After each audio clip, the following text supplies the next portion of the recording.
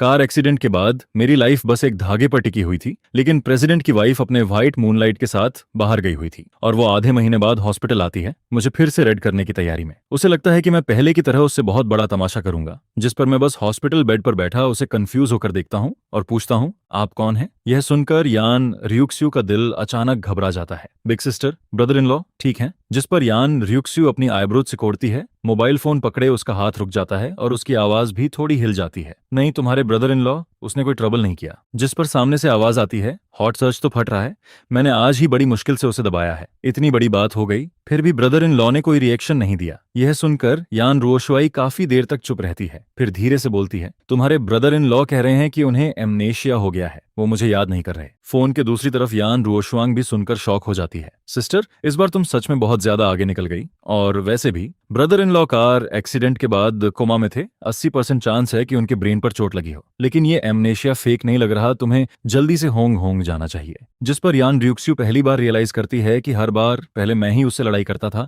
मैं ही हंगामा करता था, लेकिन अब जब मैं बिल्कुल शांत हूं तो वो खुद समझ नहीं पा रही कि क्या करे। यान रुओशुआंग भी बिल्कुल स्पीचलेस हो जाती है। आखिर ये उसकी अपनी सिस्टर ही है, जिस पर वो मजबूरी में उसे आइडिया देती है, चाहे ब्रदर इन लॉ कोई ट्रबल ना करे, फिर भी तुम्हें उनके पास जाना चाहिए। सबसे जरूरी बात मिसअंडरस्टैंडिंग को खत्म करना है। करीब 20 मिनट बाद यान रोशु फोन रखती है और पास वाले वार्ड से बाहर निकलती है, जिसके बाद वो मेरे वार्ड के दरवाजे को लगातार देखती रहती है। काफी देर तक चुप खड़ी रहती है, फिर धीरे से डोर खोलकर अंदर आती है। वो जानती है कि मैं किस बात से नाराज हूं, लेकिन उसके हिसाब से वो सिर्फ मुझसे प्यार करती है। तुम कौन हो? जिस पर वो वहीं रुक जाती है। असल में मैं बिल्कुल सोया ही नहीं था। बगल वाले रूम से फोन की आवाज लगातार आ रही थी, जो मुझे इरिटेट कर रही थी। फिर बड़ी मुश्किल से सब शांत होता है और तभी कोई मेरे वार्ड में अंदर आ जाता है। लेकिन इस बार वो वांग तेजू नहीं होती, बल्कि एक बेहद खूबसूरत और ठंडी सी औरत होती है। उसकी आंखों में कोई वॉर्मथ नहीं होती और उसके पूरे शरीर से एक अजीब सी दूरी महसूस होती है। वो यान रियुक्स्यू थी। यान रोशु मुझे देखती रहती है, लेकिन मेरी आंखें उसके लिए बिल्कुल अजनबी थीं। यहाँ तक कि जब वो पहली बार मेरे घर आई थी, तब भी मैंने उसे कभी ऐसे नहीं देखा था। जिस पर उसके दिल में अचानक एक खालीपन सा फील होने लगता है। मुयुनचेंग, वो मेरे पास बैठती है और अपना पतला हाथ मेरे हाथ पर रखती है। मुयुनश्यू और मेरे बीच कुछ नहीं है, मैं सिर्फ तुम्हें पसंद करती हूँ। जिस पर मैं अपनी आंखों में एक हल्की सी हंसी लेकर उसे देखता हूँ, तो ये मेरी प्लास्टिक वाइफ है, यान ग्रुप की प्रेसिडेंट, जो हॉट सर्च में छाई हुई है, सच में मर्दों को बहलाना अच्छे से जानती है। उसकी आंखें साफ तौर पर ठंडी थीं, लेकिन फिर भी वो जबरदस्ती अपने चेहरे पर थोड़ी सॉफ्टनेस लाने की कोशिश करती है। शायद उसे लगता है कि मैं उसकी बात मान लूंगा। लेकिन कार एक्सीडेंट के बाद जब मैं उठा, तब वो कहीं दिखाई नहीं दी। ना उसका एक फोन आया, ना एक मैसेज। जबकि दूसरी तरफ उसके और मुयुनशु के हॉट सर्च हर जगह उड़ रहे थे। क्या उसे सच में लगता है कि हॉस्पिटल में पड़े पड़े मैं अंधा हो गया हूँ? वांग तेजू मेरे फोन को लेने की हिम्मत नहीं कर पाया था, जिस पर मैंने सब कुछ खुद देख लिया। बाहर अपने ब्रदर इन लॉ के साथ घूमने के बाद अब घर आकर अपने हस्बैंड को मनाने आई हो, सच में बहुत डिस्गस्टिंग है। मैं धीरे से अपना हाथ उसकी पकड़ से निकालता हूँ। डॉक्टर ने तुम्हें बता दिया होगा कि मुझे एमनेशिया है। इतनी बड़ी बात तुमसे छुप नहीं सकती प्रेसिडेंट यान। जिस पर मैं सामने बैठी उस आइसबर्ग ब्यूटी को देखता हूँ और मेरे होंठों पर हल्की सी हंसी आ जाती है। तो अब एक्टिंग मत करो, वैसे भी मुझे ना तुम याद हो ना मुयुनशु, और ऑनेस्टली तुम्हारी इन छोटी छोटी गंदी बातों में मुझे कोई इंटरेस्ट भी नहीं है। मुयुनचेंग, मैं नहीं। लेकिन यान रियुक्स्यू फिर से मेरा हाथ पकड़ लेती है और इस बार पहले से ज्यादा जोर से पकड़ती है। शुरू से आखिर तक मैं सिर्फ तुम्हें पसंद करती हूँ, मेरे और मुझसे यूनश्यू के बीच। जिस पर मैं अचानक हंस देता हूँ। आखिर वो तुम्हारे दिल का व्हाइट मूनलाइट है, वही इंसान जिसे तुम सबसे ज्यादा छुपा कर रखती हो, है ना? यह सुनते ही उसका चेहरा तुरंत ठंडा पड़ जाता है। मुन्ना युनचेंग, बस बहुत हो गया। जिस पर मैं धीरे से उसका हाथ झटकता हूँ और साइड में हटने लगता हूँ। लेकिन अचानक यान रुओशु मुझे घूरने लगती है, फिर एक हाथ से मेरी बैग पकड़ लेती है और दूसरा हाथ हॉस्पिटल बेड पर रखकर मुझे रोक देती है, और फिर बिना कुछ कहे वो मेरे करीब आने लगती है। लेकिन मैं उसे धीरे से धक्का देता हूँ और अगले ही पल उसे एक जोरदार थप्पड़ मार देता हूँ। यान रुओशु हमेशा से ऊपर रही थी, उसके सामने कभी किसी ने ऊंची आवाज तक में बात नहीं की थी। थप्पड़ मारना तो बहुत दूर की बात थी, लेकिन अब सिर्फ एक किस की वजह से उसे मेरे हाथ से थप्पड़ पड़ गया। जिस पर वो मुझे ऐसे देखती है जैसे मेरी आत्मा के अंदर तक देख लेना चाहती हो। लेकिन मैं, जो हमेशा उसके सामने शांत और नरम रहता था,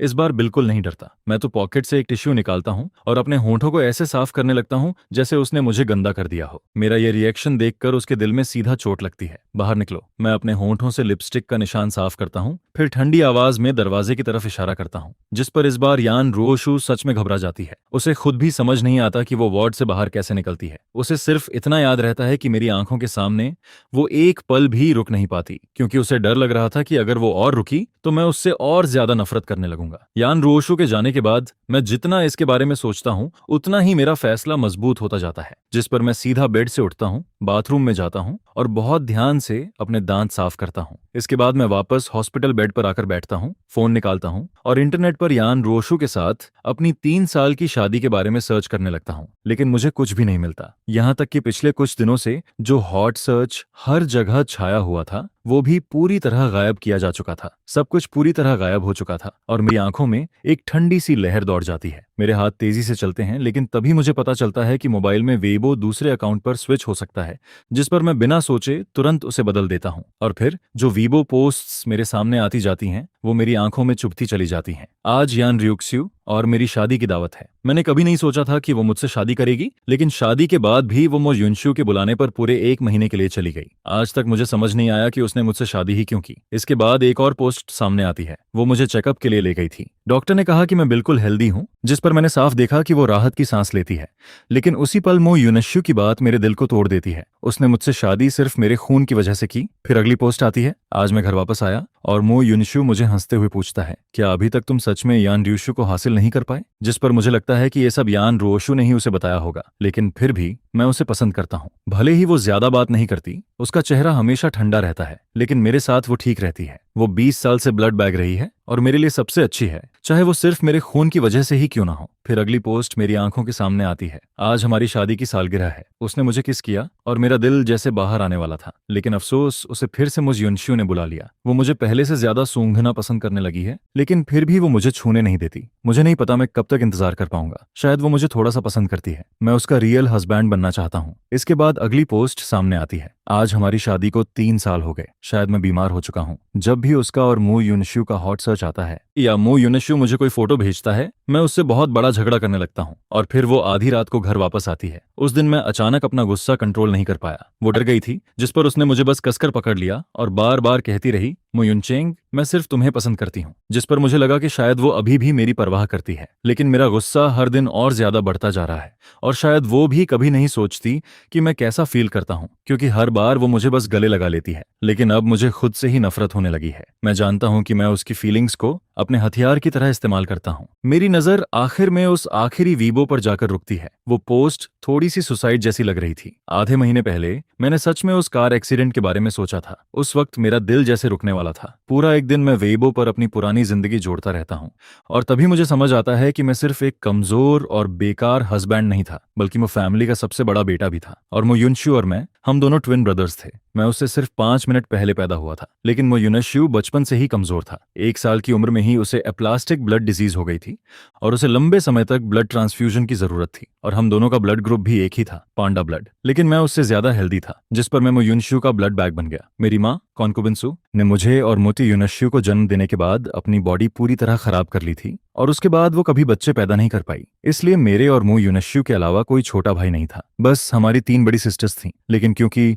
मो युनशु बचपन से कमजोर था और घर में सबसे छोटा भी वही था, इसलिए उन तीनों सिस्टर्स की नजर में भी सिर्फ वही था, जिस पर मैं खुद पर हंस देता हूँ। इस फैमिली में मैं हमेशा एक्स्ट्रा था। मेरी सिर्फ एक ही वैल्यू थी, मो युनशु के लिए ब्लड बैग बने रहना। मैं वेबो बंद करता हूँ और फोन बुक खोलता हूँ, फिर एक एक करके सारे नाम ब्लॉक करना शुरू कर देता हूँ। आज से मैं सिर्फ अपने लिए जीऊंगा। अब कोई भी मुझसे खून की एक बूंद भी नहीं ले पाएगा। एड्रेस बुक साफ करने के बाद मैं वीचैट भी डिलीट करना शुरू करता हूँ और सबसे पहले ऊपर पिंड मिसेस यान को डिलीट करता हूँ, जिसके बाद एक एक करके वो सारे लोग डिलीट होते जाते हैं जिन्हें मैं फैमिली कहता था। डिलीट करने से पहले मैं खास तौर पर उनकी चैट हिस्ट्री खोलकर देखता हूँ और वहां मुझे अपना पुराना वाला वर्जन दिखाई देता है। एक ऐसा इंसान जो बस हर किसी के पीछे घूमता रहता था, हर वक्त उनकी केयर करता था, जब बुलाओ तब पहुंच जाता था, उनके लिए भागता था और यहाँ तक कि उन्हें पैसे भी देता था, जिस पर मैं अपना हाथ उठाकर खुद को एक थप्पड़ मार देता हूँ। डिटेक्टिव मॉम सच कहती थी, लेकिन मेरे चेहरे पर पड़े उस थप्पड़ का दर्द भी मुझे महसूस नहीं होता। मैं बिल्कुल शांत होकर वीचैट साफ करता रहता हूँ और आखिर में सिर्फ एक नाम बचता है,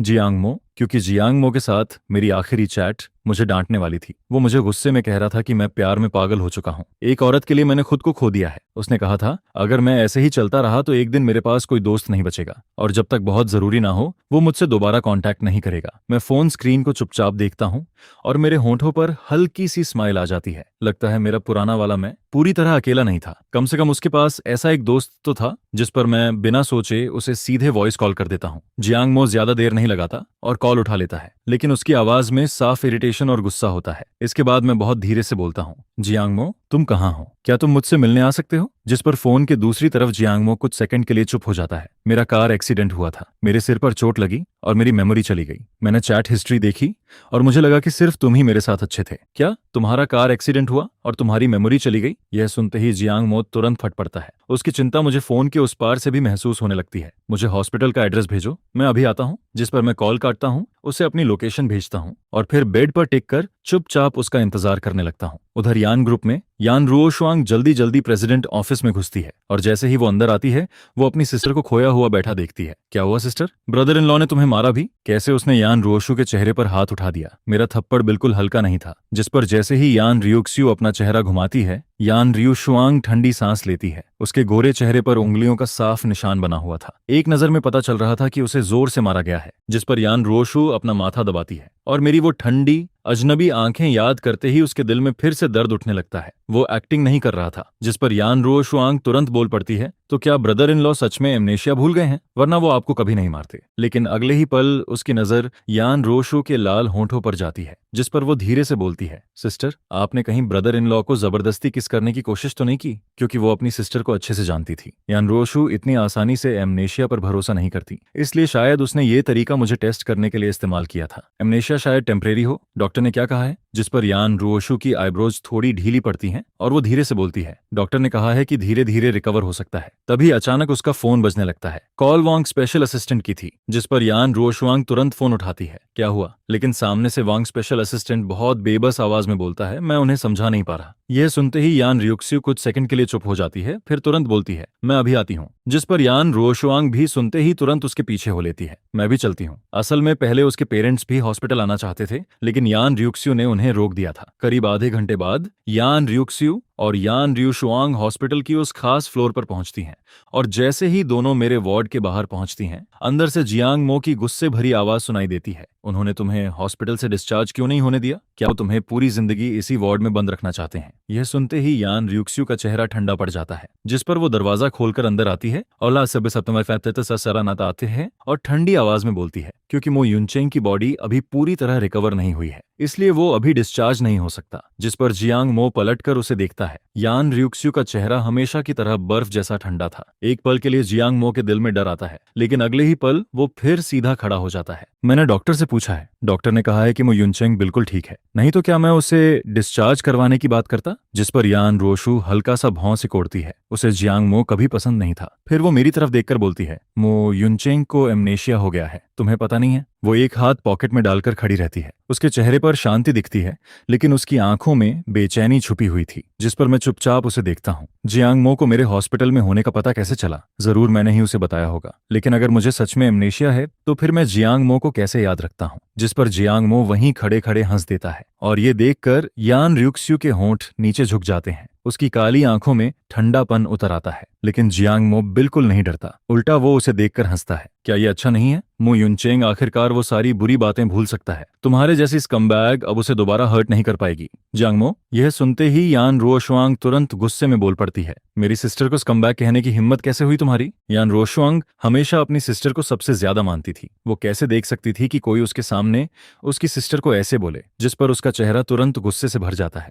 अगर कोई और होता तो वो अभी तक उसके दांत तोड़ चुकी होती। क्यों? क्या तुम्हारी सिस्टर कोई भगवान है? उसके बारे में कुछ कहा भी नहीं जा सकता। जिस पर जियांग मो भी बिना डरे बोलता है, मुझे याद है जब उनकी शादी हुई थी तब मैं यान सिस्टर्स को कितना पसंद करता था, लेकिन अब देखो दोनों बिल्कुल एक जैसे हैं, एकदम स्कमबैग। यह सुनकर यान रुओशुआंग का चेहरा नीला पड़ जाता है, लेकिन क्योंकि बात मेरे बारे में थी इसलिए वो कुछ कह नहीं पाती। सच तो ये था कि पूरी फैमिली जानती थी कि यान रुओक्सुए मेरे लिए कितनी अच्छी थी, लेकिन कोई भी ये नहीं समझ पाया कि उसका और मू फैमिली के दूसरे यंग मास्टर मू युनश्यू का रिश्ता आखिर था क्या। यान रुओशुआंग ने भी अपनी सिस्टर से कई बार पूछा था, लेकिन हर बार यान रियुक्स्यू बस यही कहती थी, तुम इसमें मत पड़ो। और धीरे धीरे यान रुओशुआंग ने भी सोचना छोड़ दिया। उसे लगा शायद मू युनश्यू बस उसका ब्लू फेस है, लेकिन चाहे जो हो, उसकी सिस्टर कभी मुझे धोखा नहीं दे सकती। मैंने चीटिंग नहीं की। जिस पर यान रुओशु की आवाज भारी हो जाती है। उसके अंदर गुस्सा भी था, लेकिन साथ ही एक अजीब सी सीरियसनेस भी। मो युनचेंग, मैंने तुम्हें कई बार समझाया है, मेरे और मुन युनशु के बीच कुछ नहीं है। मैंने उसे कभी पसंद नहीं किया और ना ही मैंने कभी तुम्हारे साथ कुछ गलत किया, लेकिन मैं बस उसे देखता रहता हूँ। मेरे चेहरे पर कोई रिएक्शन नहीं था, जैसे वो किसी और की कहानी सुना रही हो। लेकिन बगल में खड़ी यान रुओशुआंग की आंखें बड़ी हो जाती हैं, क्योंकि उसने अपनी सिस्टर को पहली बार एक साथ इतने सारे शब्द बोलते हुए सुना था। तुमने चीटिंग नहीं की? जिस पर जियांग मो ठंडी हंसी हंसता है। तो क्या तुम चाहती हो कि मैं तुम्हारे सारे हॉट सर्च एक एक करके सबके सामने खोल दूं? पिछले करीब 1 साल से जियांग मो ने मुझसे बात करना लगभग बंद कर दिया था, लेकिन फिर भी वो हमेशा मुझ पर और यान रियुक्स्यू पर नजर रखती रही। इसलिए यान रियुक्स्यू और मोयुनश्यू जब जब हॉट सर्च में आए, जियांग मो सब जानती थी। बेशक शायद तुम झूठ नहीं बोल रही, शायद सच में तुम्हारा उसके साथ फिजिकल रिलेशन ना रहा हो, लेकिन तुम पागल जरूर हो। जिस पर जियांग मो फिर से हंसता है। मैं पहली बार उसके सामने तब रोया था जब हमारी शादी को 6 महीने हुए थे, और उसी दिन उसे मेरे और यान रियुक्स्यू के बारे में सब पता चला था। उस वक्त से लेकर अब तक यान रोशु की नजर कभी मेरे चेहरे से नहीं हटती, लेकिन मेरे इस ठंडे और बेपरवाह चेहरे ने उसे पहली बार सच में डरा दिया था। कौन ऐसा होता है जो शादी की रात अपने हस्बैंड को छोड़कर अपने ब्रदर इन लॉ से मिलने चला जाता है? कौन अपनी शादी की सालगिरह पर अपने हस्बैंड को छोड़कर अपने ब्रदर इन लॉ के साथ हॉस्पिटल में रहता है? और कौन तीसरी एनिवर्सरी पर अपने हस्बैंड को अकेला छोड़कर अपने ब्रदर इन लॉ के साथ बाहर चला जाता है? मो युनचेंग का ये कार एक्सीडेंट भी आखिर तुम्हारी वजह से ही हुआ है, तुम्हारी वजह से। जियांग मो अब लगभग अपना कंट्रोल खोने वाला था, जिस पर यान रियुक्स्यू की नजर लगातार मुझ पर टिकी रहती है, लेकिन इस बार वो एक शब्द भी नहीं बोलती, और अगले ही पल पूरा वार्ड बिल्कुल चुप हो जाता है। ऐसा लगता है जैसे वहां कोई बोलने की हिम्मत ही नहीं कर रहा। जिस पर यान रोशवांग इधर उधर देखने लगती है। उसके दिल में भी घबराहट होने लगती है। अब उसे भी यकीन हो जाता है कि मुझे सच में एमेनिया हो गया है, क्योंकि पिछले 3 साल में उसने मुझे कभी इतना ठंडा और अजनबी नहीं देखा था। सिस्टर, वो एक्चुअली। जिस पर यान रोशवांग जल्दी से कुछ बोलकर इस अजीब सी चुप्पी को तोड़ना चाहती है, लेकिन मैं उसे बीच में ही रोक देता हूँ। मुझे हॉस्पिटल से डिस्चार्ज होना है। मेरी आवाज साफ थी, मैं अब कोई एक्सप्लेनेशन नहीं सुनना चाहता था। जिस पर यान रोशो की उंगलियां धीरे से कस जाती हैं। कुछ सेकंड बाद वो अपना हाथ ढीला छोड़ देती है और धीरे से बोलती है, ठीक है, तो मैं डॉक्टर से तुम्हारा ब्लड टेस्ट करवाती हूँ। अगर सब ठीक हुआ तो तुम डिस्चार्ज हो सकते हो। लेकिन मैं उसे ठंडी नजर से देखता हूँ। अब कोई भी मुझसे खून की एक बूंद भी नहीं लेगा। मेरी आवाज में कोई हेजिटेशन नहीं था। मैं साफ अपना फैसला बता देता हूँ। अगर किसी ने जबरदस्ती मेरा ब्लड लेना चाहा तो उसे मेरी लाश से लेना पड़ेगा। मेरी ये बात सुनते ही यान रोशु का चेहरा थोड़ा बदल जाता है। वो जानती थी कि मुझे ब्लड निकलवाना सबसे ज्यादा नफरत थी, लेकिन पिछले 3 सालों से हर 6 महीने में वो मुझे बहला फुसलाकर ब्लड टेस्ट के लिए ले जाती थी, और हर बार ब्लड निकलवाने के बाद वो मुझे अच्छे रेस्टोरेंट में खाना खिलाती थी, अपना काम छोड़कर कुछ दिन मेरे साथ रहती थी, और मैं हमेशा उसकी हर बात मान लेता था। लेकिन इस कार एक्सीडेंट और एमनेशिया के बाद जैसे मैं पूरी तरह बदल गया था। जिस पर यान रोशु कुछ भी समझ नहीं पाती। एमनेशिया में यादें जाती हैं, लेकिन क्या किसी का पूरा स्वभाव भी इतना बदल सकता है? मैं ब्रदर इन लॉ की बात मानती हूँ। जिस पर यान रोशवांग जल्दी से बोलती है, वो हॉस्पिटल में दोनों को लड़ते हुए नहीं देखना चाहती थी। वैसे भी उसने कभी मुझे और यान रियुक्स्यू को लड़ते नहीं देखा था। आखिर में यान रियुक्स्यू मेरी तरफ देखकर धीरे से बोलती है, ठीक है, तुम्हारे लिए। और फिर वो आखिरकार मान जाती है। मैं अभी डिस्चार्ज के पेपर्स करवा देती हूँ। यह सुनते ही जियांग मो की आंखें बड़ी हो जाती हैं। उसे यकीन ही नहीं होता कि यान रोशु सच में मेरी बात मान गई। जिस पर वो मन ही मन सोचता है, मोयुनचेंग, अगर अब भी तुम नहीं संभले तो फिर कभी नहीं संभलोगे। 3 साल की बिना प्यार वाली शादी क्या काफी नहीं थी ये समझने के लिए कि ये औरत अंदर से कितनी खराब है? उसकी सारी नरमी, उसका सारा प्यार, सब सिर्फ दिखावा था। लेकिन जब तक यान रियुक्सुए पलटकर वार्ड से बाहर जाती है, मेरे चेहरे पर कोई रिएक्शन नहीं आता। अब मैं उसके बारे में कुछ भी सोचना नहीं चाहता था। जिस पर जियांग मो आखिरकार चैन की सांस लेता है। बहुत बढ़िया, अब जाकर तुम सच में खड़े हुए हो मोयुनचेंग। आदमी को ऐसा ही होना चाहिए, वरना पूरी जिंदगी औरतें उसे दबाकर रखती हैं। लेकिन यान रोशु अभी बाहर डिस्चार्ज की फॉर्मेलिटीज करने गई ही थी कि अगले ही पल वार्ड में 3 और लोग आ जाते हैं। मेरी बड़ी सिस्टर, मो युनकिंग और मेरे पेरेंट्स। जैसे ही जियांग मो उन्हें देखता है, वो तुरंत ताना मारता है, वाह, आज कैसी हवा चल रही है। इतने रेयर लोग एक साथ यहाँ कैसे आ गए? क्या तुम लोग फिर से यहाँ कोई तमाशा करने आए हो? जियांग मो, तुम यहाँ क्या कर रहे हो? जिस पर मो युनकिंग उसे ठंडी नजर से देखती है। इस साल मो युनकिंग 28 साल की थी। डैड को स्ट्रोक आने के बाद उसने मो फैमिली की कंपनी संभाल ली थी। हालांकि बचपन से ही उसे हेयर की तरह तैयार किया गया था और उसमें काबिलियत भी थी, लेकिन उसकी किस्मत बहुत खराब थी। कंपनी संभालने के बाद उसने जितने भी इन्वेस्टमेंट किए, सब में नुकसान हुआ। अगर यान फैमिली का सहारा ना होता तो शेयर होल्डर्स उसे बहुत बहुत पहले बाहर निकाल चुके होते। जिस पर जियांग मो हाथ बांधकर हंसता है, जब बाकी सब यहाँ आ सकते हैं तो मैं क्यों नहीं? तुम्हारी मु फैमिली में मु युनचेंग को छोड़कर कोई भी अच्छा नहीं है। मुशु बेवकूफ है, पास्टर का दिमाग खराब है, बड़ी सिस्टर मु युनकिंग भी बेकार है, दूसरी सिस्टर मु युनशुई पागल है, तीसरी सिस्टर मु युन और उसका टेस्ट वाला बेवकूफ कुत्ता है, और जहां तक मु युनशु की बात है वो तो पूरा का पूरा green tea little white face है। ये लोग कौन है जिस पर मैं कंफ्यूज होकर उन्हें देखता हूँ। हालांकि मैं समझ चुका था कि ये मेरे फैमिली वाले हैं, लेकिन जियांग मो मेरी मेमोरी लॉस का फायदा उठाकर और भी ज्यादा बातें करने लगता है। मु युनचेंग, ये तुम्हारी फैमिली है, पिछले 3 सालों से ये रोज तुमसे पैसे लेते रहे हैं और जब भी मौका मिलता है तुम्हें यान फैमिली से वापस बुलाकर अपने घर ले जाते हैं, फिर तुमसे चाय बनवाते हैं, पानी मंगवाते हैं, खाना बनवाते हैं, बर्तन धुलवाते हैं। ये लोग पूरे के पूरे वैम्पायर हैं। जिस पर मैं बहुत सीरियस होकर पूछता हूँ, तो क्या वो फैमिली बहुत गरीब है? मेरे सवाल पर जियांग मो एक पल के लिए रुक जाता है, क्योंकि पहले वो मुझे अपने अंकल के वेस्टर्न रेस्टोरेंट में काम करने और पैसे कमाने के लिए ले जाता था, और तब उसे बहुत अजीब लगता था, क्योंकि पहली बार जब उसने मेरे पेरेंट्स और मेरी 3 सिस्टर्स को देखा, वो सब महंगे कपड़े पहने हुए थे और वो लोग मु युनशु को रेस्टोरेंट में खाना खिलाने आए थे। उन्होंने मुझे तुरंत पहचान लिया था, लेकिन मु युनशु ने वहां थोड़ा रोना धोना किया, जिस पर पूरी फैमिली मुझे ही डांटने लगी कि मैं उन्हें शर्मिंदा कर रहा हूँ। और मुझे याद है उस दिन मैंने सीधे मु युनशु के सिर पर काला ऑयल डाल दिया था। बाद में सुना मु युनशु को लोगों ने मारा और वो हॉस्पिटल पहुंच गया, जिस पर मैं इतना खुश हुआ था कि मैंने एक्स्ट्रा खाना खाया था। जब मूब फैमिली ओल्ड मास्टर के हाथ में थी तब वो सच में एक बड़ी फैमिली थी। भले ही अब पहले जैसी नहीं रही, लेकिन फिर भी पूरी तरह गरीब नहीं थी। लेकिन मैंने तुम्हें पहले ही कहा था, अब तुम्हारी शादी रोशु से हो चुकी है, तुम्हारी आइडेंटिटी अलग है, तुम्हें ऐसे लोगों के साथ नहीं रहना चाहिए। जिस पर अचानक मेरी माँ कॉन्कुबिन सु नाराज होकर बोल पड़ती है। वो जियांग मो पर गुस्सा नहीं निकाल सकती थी, इसलिए हमेशा की तरह सीधा मुझ पर निकालती है, और जियांग मो बस साइड में खड़ा दांत भींच कर रह जाता है। वो उसकी तरफ बिना किसी इमोशन के देखता है और बिल्कुल ठंडी आवाज में कहता है, मुझे याद नहीं है, जिसे सुनकर सु कॉन्कुबिन एक पल के लिए वहीं रुक जाती है और फिर उसका गुस्सा तुरंत भड़क उठता है। वो तेज आवाज में कहती है, तुम्हारा एक ऐसा एटीट्यूड है, मैं तुम्हारी माँ हूं और तुम मुझसे ऐसे बात करते हो। जिस पर तभी वार्ड का डोर खुलता है और डिस्चार्ज प्रोसेस पूरा करके यान रोशु अंदर आती है। वो सामने का माहौल देखते ही हल्का सा फ्राउन करती है और फिर एक कदम आगे बढ़कर मुझे अपने पीछे प्रोटेक्ट कर लेती है, जिस पर सुफाई के चेहरे पर तुरंत स्माइल आ जाती है। वो जल्दी से कहती है, रोशु युनशु अभी फोन पर भी तुम्हें याद कर रही थी। यह कहते हुए वो यान र्यूक्स्यू से हाथ मिलाने के लिए आगे बढ़ती है, लेकिन यान र्यूक्स्यू बिना कुछ कहे अपना हाथ आगे बढ़ाकर जियांग मो को अपनी तरफ खींच लेती है और उसे अपने सामने खड़ा कर देती है, जिससे सुफाई वहीं रुक जाती है। जिस पर यान रोशुआंग मेरे जीजा का चेहरा देखकर हल्का सा मुस्कुराती है और बीच में हवा में रुके सु कॉन्कुबिन के हाथ को पोलिटली शेक करके छोड़ देती है। आखिर वो भी यान फैमिली की यंग लेडी होती है। इसके बाद मो युनकिंग खुद को रोक नहीं पाती और ताना मारते हुए कहती है, मिस्टर यान, आपने जियांग मो जैसे आदमी को अपने पास कैसे रख लिया? जिस पर यान र्यूक्स्यू उसकी तरफ ठंडी नजरों से देखती है और बिना किसी इमोशन के कहती है, मेरा हस्बैंड जिससे चाहेगा उससे मिलेगा। यह सुनकर जियांग मो के दिल को जैसे इंस्टेंट रिलीफ मिलता है। वो कुछ बोलने ही वाली होती है,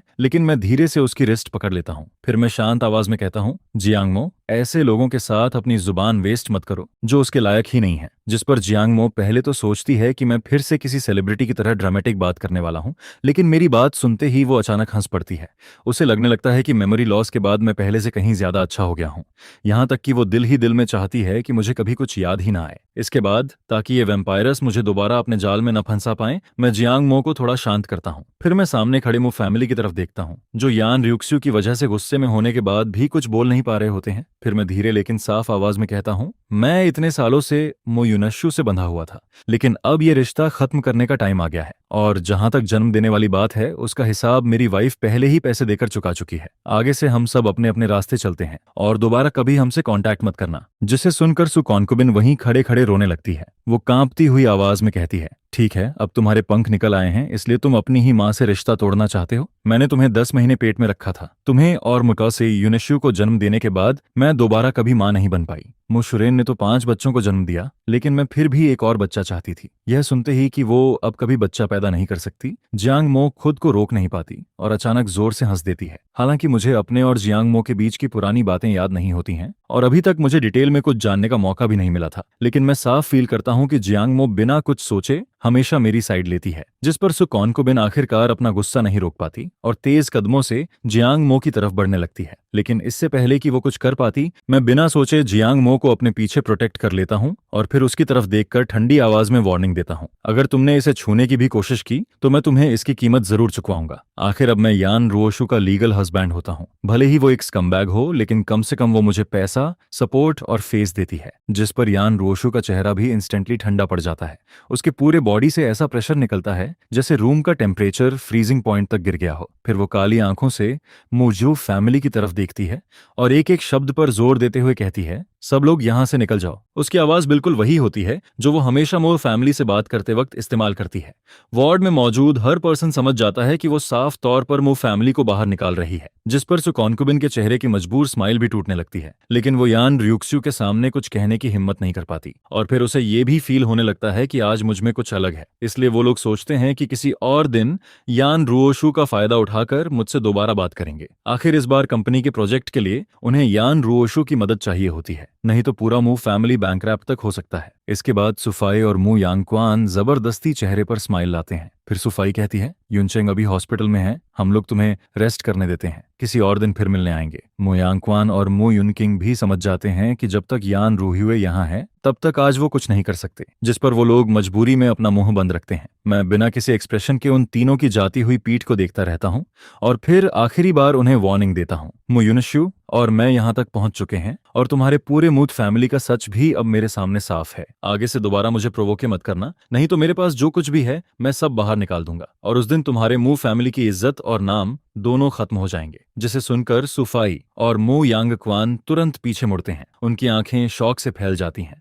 वहीं मु युनकिंग भी मुझे हैरानी से देखने लगती है। उसे यकीन ही नहीं होता कि मैं उसे और अपने पेरेंट्स को थ्रेटन करने की हिम्मत कर सकता हूँ। जिस पर मु यांगक्वान का चेहरा बिल्कुल सफेद पड़ जाता है। वो ऐसा दिखता है जैसे उसे वहीं हार्ट अटैक आने वाला हो। लेकिन जब वो तीनों यान रियुक्स्यू के ठंडे चेहरे को देखते हैं तो आखिर में डरकर जल्दी जल्दी वार्ड से बाहर निकल जाते हैं। इसके बाद जियांग मो इस पूरी बात को लेकर और भी कंफ्यूज्ड हो जाती है। वो मुझे ऐसे देखने लगती है जैसे उसके सामने अचानक कोई नया इंसान खड़ा हो गया हो। फिर वो पूछती है, मु युनचेंग, तुम्हारे पास ऐसा कौन सा हैंडल है जिससे वो लोग ऐसे डर गए जैसे उन्होंने कोई घोस्ट देख लिया हो? जिस पर मैं आंखें घुमाते हुए धीरे से कहता हूँ, कुछ खास नहीं, बस पिछले 3 सालों में उन्होंने मुझसे जो पैसे लिए हैं उन्हीं के ट्रांसफर रिकॉर्ड्स हैं। और फिर मैं मन ही मन एक लंबी सांस लेता हूँ, क्योंकि मैं नहीं चाहता था कि जियांग मो को मेरे और मो युनश्यू के ब्लड रिलेशन के बारे में पता चले। उसका टेम्पर बहुत ज्यादा फायरी होता है। अगर उसे ये सब पता चल गया तो वो पूरा आसमान सिर पर उठा देगी और मैं किसी भी हालत में ऐसा नहीं चाहता था। यान रुओशु के साथ मेरे बस 3 साल जुड़े हुए थे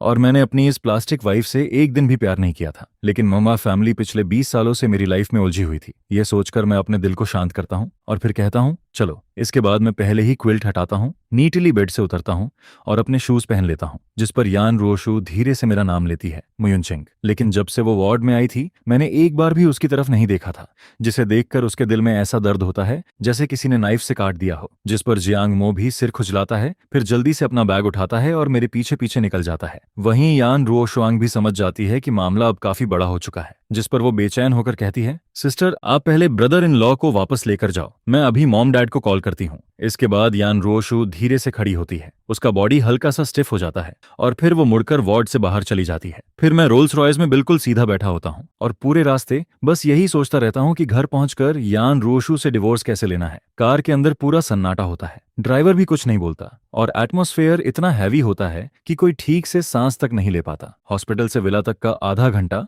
मुझे पूरे एक सेंचुरी जैसा लगता है और जब आखिरकार ड्राइवर हमें वहां छोड़ता है तो वो खुद भी ट्री के पास खड़ा होकर राहत की सांस लेता है। उसे भी लगता है कि आज प्रेसिडेंट बहुत ज्यादा स्केरी लग रही थी। जैसे ही मैं एंट्रेंस पर खड़ा होता हूँ, पीछे से यान रुओक्सुए आराम से कहती है, तुम्हें इस जगह की कोई याद नहीं आ रही? ये हमारा वेडिंग रूम है और इसे तुमने खुद डिजाइन किया था। यह कहते हुए वो धीरे से अपना हाथ मेरी कमर पर रखती है, जिसे फील करते ही मेरे पूरे बॉडी में गूस बम्प्स आ जाते हैं। जिस पर मैं तुरंत कहता हूँ, मुझे याद नहीं है। फिर मैं तुरंत नीचे झुककर शूज बदलने लगता हूँ और उसी बहाने उसकी बाहों से दूर हो जाता हूँ। जिस पर यान रुओशु वहीं फ्रीज हो जाती है। वो कुछ सेकंड तक अपने खाली हाथों को देखती रहती है और फिर चुपचाप अपने शूज बदलने लगती है। इसके बाद मैं बिना उसकी तरफ देखे सीधे ऊपर चला जाता हूँ और कहता हूँ, स्टडी में चलो, बात करनी है। मैंने डिसाइड कर लिया था कि आज यान रुओशु से सब साफ साफ कह दूंगा। चाहे ये शादी आसानी से खत्म ना हो, लेकिन वो एक बड़े नाम वाली इंसान है। अपनी रेपुटेशन और यान फैमिली की इमेज के लिए वो मेरी कंडीशंस को मना नहीं कर पाएगी। जिस पर यान रुओशु चुपचाप मेरे पीछे स्टडी तक आती है। फिर हम दोनों स्टडी के सोफा पर आमने सामने बैठते हैं। जिस पर वो धीरे से पूछती है, कुछ जूस लोगे? उसकी आवाज इतनी सॉफ्ट होती है जैसे उसमें से पानी टपक रहा हो, लेकिन मैं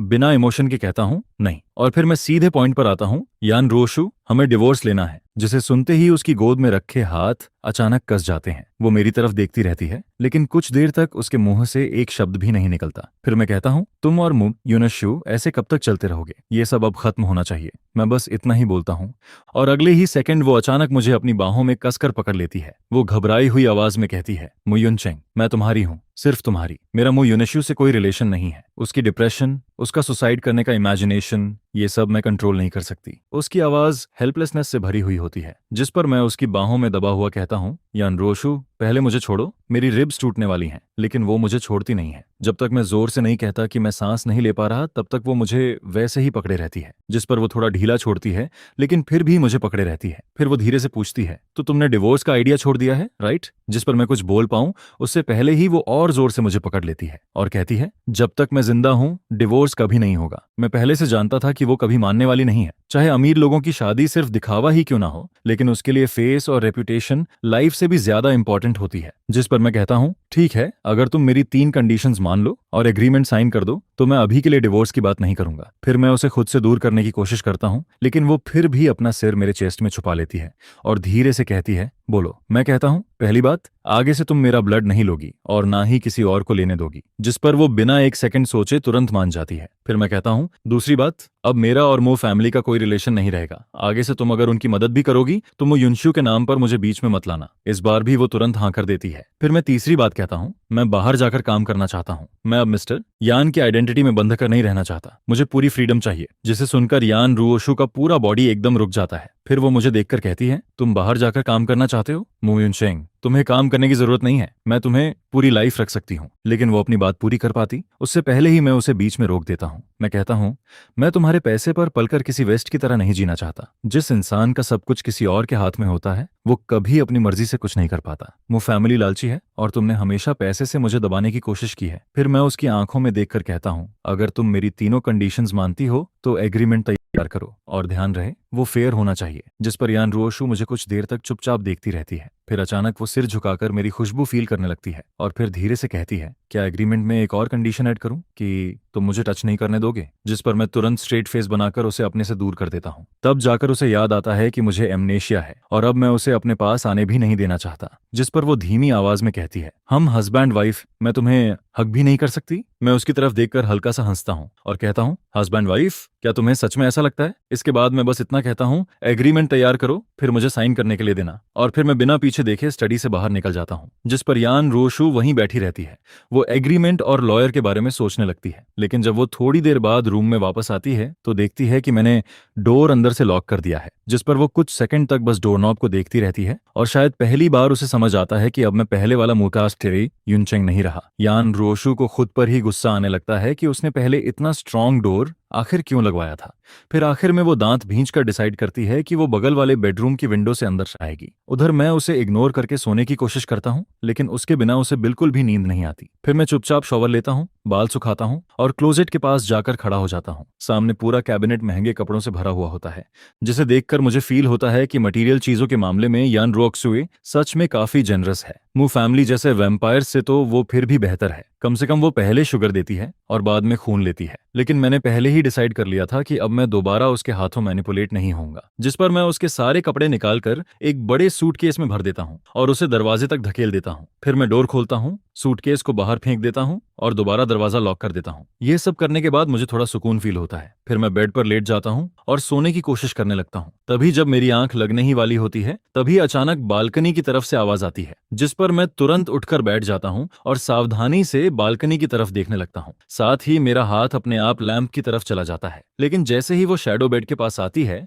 मुझे तुरंत उसका जाना पहचाना परफ्यूम फील हो जाता है। फिर यान रोशु आराम से कहती है, तुम अभी तक सोए नहीं? यह कहते हुए वो खुद ही क्विल्ट उठाती है और सीधे बेड में आकर लेट जाती है। जिस पर मैं उसे घूरते हुए कहता हूँ, तुम अंदर कैसे आई? मेरे दिल में उसी वक्त गुस्सा भर जाता है, क्योंकि साफ था कि मैंने पहले उसे बहुत ज्यादा सिर चढ़ा दिया था। पहले वाला मैं कभी रूम लॉक नहीं करता था, मैं हमेशा उसकी वेट करता था और वो आते ही खुद उसे हक करके सो जाता था। जिस पर यान रोशु फिर से मुझे हक करने के लिए हाथ बढ़ाती है, लेकिन मैं तुरंत उसका हाथ झटक देता हूँ। फिर मैं चिढ़कर कहता हूँ, लगता है एग्रीमेंट में चौथी कंडीशन भी ऐड करनी पड़ेगी। जिसे सुनते ही उसे तुरंत समझ आ जाता है कि मैं क्या कहना चाहता हूँ। फिर वो धीरे से कहती है, मैं हर रात तुम्हें हक करके ही सोती हूँ। अचानक ऐसे मुझे नींद नहीं आती। जिस पर मैं हंसकर कहता हूँ, जब तुम युनश्यु को हक करती थी तब तो तुम्हें नींद आ जाती थी ना? वेडिंग नाइट पर भी तुम उसी के पास भागी थी। फिर यान रोशु तुरंत कहती है, मैंने कभी किसी और को हक नहीं किया, मैंने अपनी पूरी लाइफ में सिर्फ तुम्हें हक किया है। लेकिन मैं उसकी तरफ देखकर ठंडे अंदाज में कहता हूँ, मुझे छोड़ो, अभी मैं तुमसे बहुत इरिटेट हूँ। जिस पर वो अचानक और जोर से मेरा हाथ पकड़ लेती है और कहती है, मैं कसम खा सकती हूँ, पहले तुम हमेशा मुझ पर ट्रस्ट करते थे, लेकिन अब तुम्हें कुछ याद नहीं है मयुनचेंग। मैं तुम्हें प्रूफ दिखाऊंगी। यह सुनकर मैं उसकी तरफ देखने लगता हूँ। मुझे क्यूरियोसिटी होती है कि वो अपनी इनोसेंस साबित करने के लिए आखिर क्या दिखाएगी। लेकिन अगले ही पल वो अपना फोन निकालती है और उसमें कुछ वीडियोस और सर्विलांस फुटेज खोल देती है। उन सब में बस यही दिख रहा होता है कि वो मुझे हक करके सो रही है या फिर हम दोनों आपस में बात कर रहे हैं। जिस पर मैं हैरान होकर कहता हूँ, तुमने बेडरूम में कैमरा लगवा रखा था? यह सुनते ही मेरा स्कैल्प सुन्न पड़ जाता है। फिर मैं गुस्से में कहता हूँ, तुम प्राइवेट रूम में भी सर्विलांस लगाती हो? क्या तुम पागल हो? जिस पर यान रोशु जल्दी से समझाने लगती है, ये तुमने ही कहा था, तुमने ही मुझे लगाने के लिए बोला था और तुमने ही एग्री किया था, और ये फुटेज सिर्फ मेरे फोन में दिखती है। लेकिन मैं उसकी तरफ देखकर कहता हूँ, जरूर मैंने नहीं, तुमने मुझे फोर्स किया होगा। मुझे यकीन नहीं होता कि पहले वाला मैं इतना बेवकूफ था। जिस पर वो तुरंत सिर हिलाकर कहती है, मैंने तुम्हें फोर्स नहीं किया, तुम खुद मुझे बहुत पसंद करते थे। मैं तुम्हें किस करती थी तो तुम हर बात मान जाते थे, लेकिन अब मैं बिल्कुल परेशान हो चुका था। जिस पर मैं कहता हूँ, अगर तुम नहीं जाओगी तो मैं चला जाता हूँ। फिर मैं बेड से उतरने लगता हूँ, लेकिन वो तुरंत मुझे पकड़ लेती है। फिर वो कहती है, हम हस्बैंड वाइफ हैं,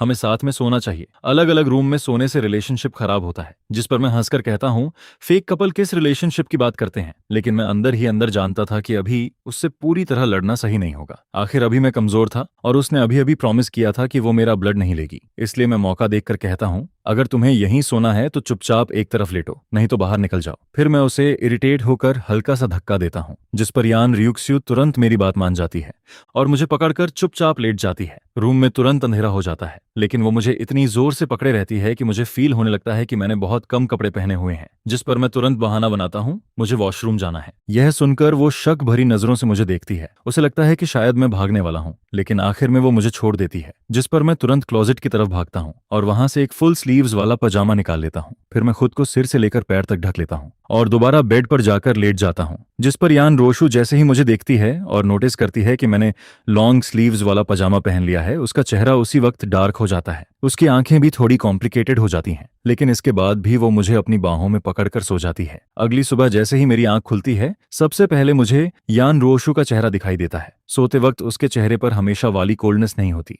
वो काफी शांत और सॉफ्ट लग रही होती है। जिस पर मैं खुद को रोक नहीं पाता और उसके गाल को हल्का सा पिंच कर देता हूँ, जिससे वो हल्का सा भौहें सिकोड़ती है और धीरे धीरे अपनी आंखें खोलती है। फिर वो मुझे थोड़ा कंफ्यूज्ड होकर देखती है और धीरे से कहती है, मुयुनचेंग। जिस पर मैं कपड़े पहनते हुए कहता हूँ, आज मैं बाहर जा रहा हूँ, आए हूँ। जैसे ही मैं उसकी बाहों से निकलता हूँ, उसके दिल में भी एक खालीपन सा फील होता है। फिर वो बेड पर बैठ जाती है और अपने बिखरे हुए बाल ठीक करती है। इसके बाद वो पूछती है, क्या मैं तुम्हारे साथ चल सकती हूँ? जिस पर मैं उसकी तरफ देखकर कहता हूँ, मैं जॉब ढूंढने जा रहा हूँ। क्या एन ग्रुप बंद हो गया है जो उसकी प्रेसिडेंट के पास कोई काम नहीं है? यह सुनकर वो हेल्पलेस होकर कहती है, तुम ही मेरा काम हो। लेकिन मैं उसकी बात को बिल्कुल सीरियसली नहीं लेता। फिर मैं ठंडी आवाज में उसे याद दिलाता हूँ, एग्रीमेंट की तीसरी कंडीशन मत भूलना, मुझे पूरी फ्रीडम चाहिए, रूल्स मत तोड़ना। इसके बाद मैं बेड से उतरता हूँ और कपड़े ढूंढने के लिए क्लोजेट खोलता हूँ। जिस पर यान रोशु भी उठकर क्लोजेट की तरफ देखती है, लेकिन जैसे ही वो अंदर देखती है, उसे पता चलता है कि उसके सारे कपड़े गायब हैं। फिर वो हैरानी से कहती है, मेरे कपड़े कहाँ हैं? मेरे कपड़े कहाँ हैं? जिस पर वो मुड़कर मेरी तरफ देखती है,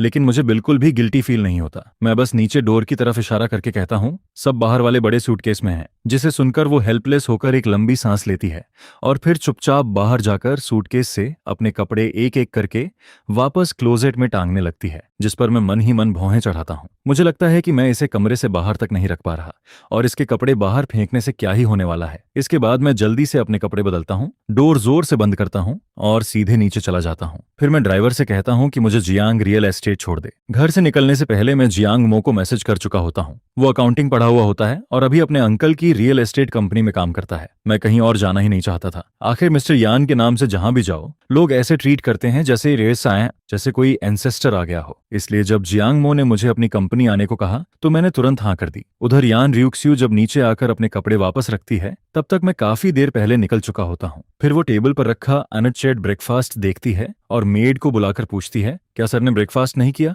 जिस पर मेड का चेहरा डर से सफेद पड़ जाता है। फिर वो धीरे से कहती है, सॉरी मैडम, मैंने उन्हें रोकने की कोशिश की थी, लेकिन सर ने बस एक बार मुझे देखा और मैं इतनी डर गई कि फिर कुछ बोल ही नहीं पाई। यह सुनकर यान रियुक्स्यू को और हेडेक होने लगता है। मैं न सिर्फ उसे अवॉइड कर रहा था बल्कि अब बाहर जाकर खुद पैसे भी कमाना चाहता था, जिस पर उसे लगता है कि उसका सिर फटने वाला है। तभी उसके फोन की रिंगटोन बजती है और स्क्रीन पर मिसेज यान लिखा आता है। फोन उठाते ही दूसरी तरफ से मिसेज यान की रोती हुई आवाज आती है, मेरे दामाद को क्या हो गया? जैसे ही सुना कि युनचेंग का एक्सीडेंट हुआ और उसे एमनेशिया हो गया, मेरा दिल बैठ गया। फिर वो गुस्से में कहती है, तुमने युनचेंग को फिर दुखी किया ना? क्या तुम उस मुंह यूनिशु से दूर नहीं रह सकती? जिस पर यान रियुक्स्यू फोन कसकर पकड़ लेती है और धीरे से कहती है, मॉम, युनचेंग ठीक हो जाएगा, उसे सब याद आ जाएगा। लेकिन मिसेज यान फिर भी शांत नहीं होती। फिर वो कहती है, रोशु, क्या तुम्हें और युनचेंग को अब बच्चा नहीं कर लेना चाहिए? यान फैमिली पर कितने लोगों की नजर है, तुम्हें पता भी है। फिर वो खुद ही झुंझलाकर कहती है, छोड़ो, तुमसे क्या बात करना, तुम तो बस बर्फ की तरह ठंडी हो। मैं और तुम्हारे डैड अभी अभी प्लेन से उतरे हैं और सीधे युनचेंग से मिलने आने वाले हैं। लेकिन जैसे ही मिसेज यान को पता चलता है कि मैं बाहर काम करने गया हूँ, वो और ज्यादा गुस्सा हो जाती है। फिर वो कहती है, तुम सच में पागल हो गई हो, रहने दो, मैं खुद युनचेंग को कॉल करती हूँ। लेकिन थोड़ी देर बाद उसका फोन फिर यान रोशु के पास वापस आता है,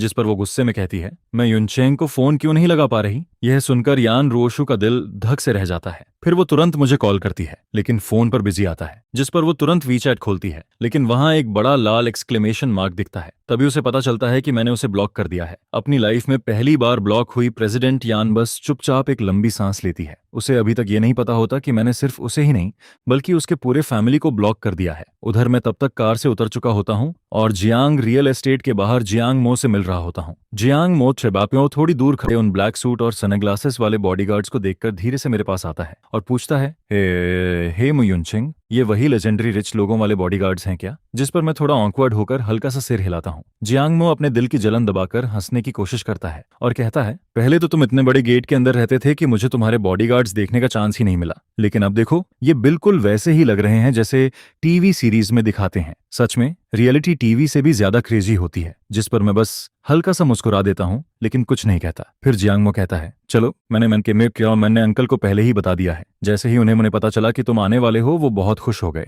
जिस पर मैं धीरे से सिर हिलाता हूँ और उसके पीछे पीछे एलिवेटर में चला जाता हूँ। उधर वो बॉडीगार्ड जो सिर्फ यान रियुक्स्यू के कांटेक्ट में होता है, चुपचाप अपना फोन निकालता है। फिर वो उसे मैसेज भेजता है, सर का मूड काफी अच्छा लग रहा है। जिसे पढ़कर यान रोशु का मूड और कॉम्प्लिकेटेड हो जाता है। वो मन ही मन सोचती है, इतना खुश है क्या इसलिए क्योंकि उसने मुझे ब्लॉक कर दिया? और सिर्फ मुझे ही नहीं, उसने मेरे मॉम डैड को भी ब्लॉक कर दिया था। जिसे सोचकर उसे पहली बार फील होता है कि अब मैं सच में रिबेलियस हो गया हूँ। मैंने सीधे पूरे यान फैमिली को ही ब्लॉक कर दिया था। उधर मिसेज यान जैसे ही ये सुनती है, वो तुरंत दूसरा नंबर लेकर मुझे कॉल करती है, लेकिन मैं वो भी नहीं उठाता। जिस पर मिसेज यान वहीं गुस्से में कहती है, नहीं, अब हमें खुद युनचेंग के पास जाना पड़ेगा। पता नहीं किसी ने उसे बहका दिया है या क्या, वो हमें ही छोड़ रहा है। वहीं मिस्टर यान भी बेचैन हो जाते हैं। आखिर इतने सालों बाद उन्हें इतना परफेक्ट दामाद मिला था। जिस पर मिसेज यान तुरंत बटर झांग को फोन करती है और कहती है, जल्दी पता करो युनचेंग अभी कहाँ है। कुछ ही देर में बटलर बॉडीगार्ड से बात करके पता कर लेता है कि मैं जियांग मो के साथ जियांग रियल एस्टेट में हूँ। यह सुनते ही मिस्टर और मिसेज यान बिना कुछ सोचे सीधे कार में बैठ जाते हैं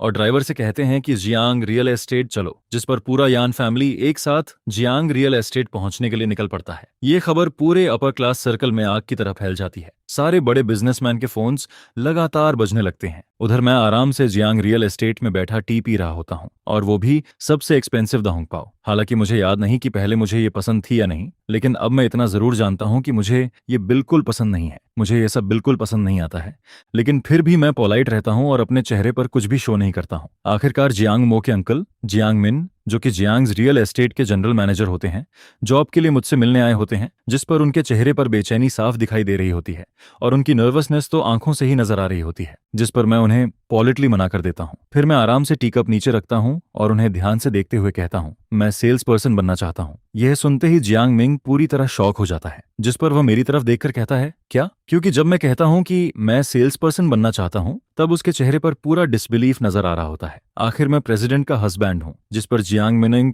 जल्दी से संभलता है और एक के बाद एक बोलना शुरू कर देता है, मिस्टर मू, मैं आपके ऊपर हंस नहीं रहा हूँ, लेकिन हमारी कंपनी के हाउसेस बेच पाना इतना आसान नहीं होता है। यह सुनते ही बगल में खड़ी जियांग मो अचानक आगे आती है और हंसने लगती है, जिस पर वह कहती है, अंकल तो रियल एस्टेट में हमेशा लॉस ही करते रहते हैं। आखिर जब आपको इसकी समझ नहीं है तो इसमें आने की जरूरत क्या थी? अपने कपड़े बेचते, वही ज्यादा बेटर नहीं था? यह सुनकर जियांग मिंग का चेहरा काला पड़ जाता है और वह गुस्सा करने ही वाला होता है।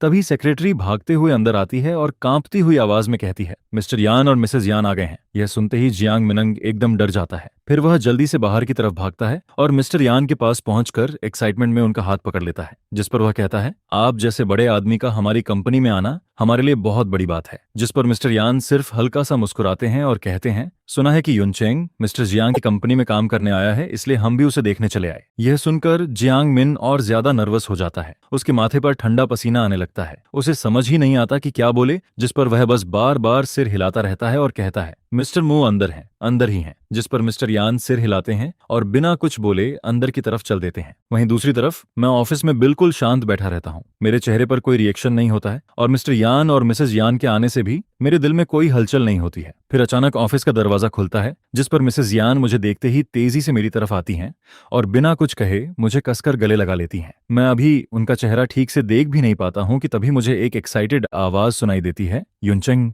यह देखकर जियांग मो भी शॉक हो जाती है। उसे बिल्कुल उम्मीद नहीं होती है कि मिसेज यान मेरे साथ इतना क्लोज बिहेव करेंगी। जिस पर बगल में खड़े मिस्टर यान हल्का सा खांसते हैं, जैसे उन्हें याद दिला रहे हों कि थोड़ा कंट्रोल रखो वरना मैं डर जाऊंगा। जिस पर मिसेज यान मुझे छोड़ देती हैं, लेकिन फिर भी मेरा हाथ कसकर पकड़े रहती हैं। फिर वह प्यार भरे चेहरे से पूछती हैं, युनचेंग तुम कुछ दिन और घर पर क्यों नहीं रुके? इतनी जल्दी काम पर आने की क्या जरूरत थी? मैं सीधे जवाब नहीं देता हूँ, मैं सिर्फ हल्का सा मुस्कुराता हूँ, जबकि मेरे दिमाग में बहुत तेजी से बातें चल रही होती हैं। मुझे समझ आता है कि अन रियुक्स्यू के पेरेंट्स इतने जल्दी सिर्फ मुझे देखने के लिए यहाँ चले आए हैं। जिस पर मैं बस हल्की सी स्माइल देता हूँ और कहता हूँ, आप दोनों को इतनी परेशानी हुई इसके लिए सॉरी, लेकिन मैं अंदर ही अंदर बहुत क्लियर होता हूँ। मुझे पता होता है कि ये लोग मेरे साथ इतना अच्छा सिर्फ इसलिए बिहेव कर रहे हैं क्योंकि मैं यान रोशु का हस्बैंड हूँ। जिस दिन डिवोर्स हो जाएगा उस दिन मेरी कोई वैल्यू नहीं बचेगी। ये सुनते ही मिसेज यान जल्दी से बोल पड़ती हैं, नहीं नहीं युनचेंग कभी गलत नहीं हो सकता, तुम्हारी कोई गलती नहीं है। जिस पर वह तुरंत लेंग बटलर की तरफ मुड़ती हैं और कहती हैं, हम प्राइवेट जेट से आए हैं, हमने रात में अच्छे से रेस्ट भी किया था।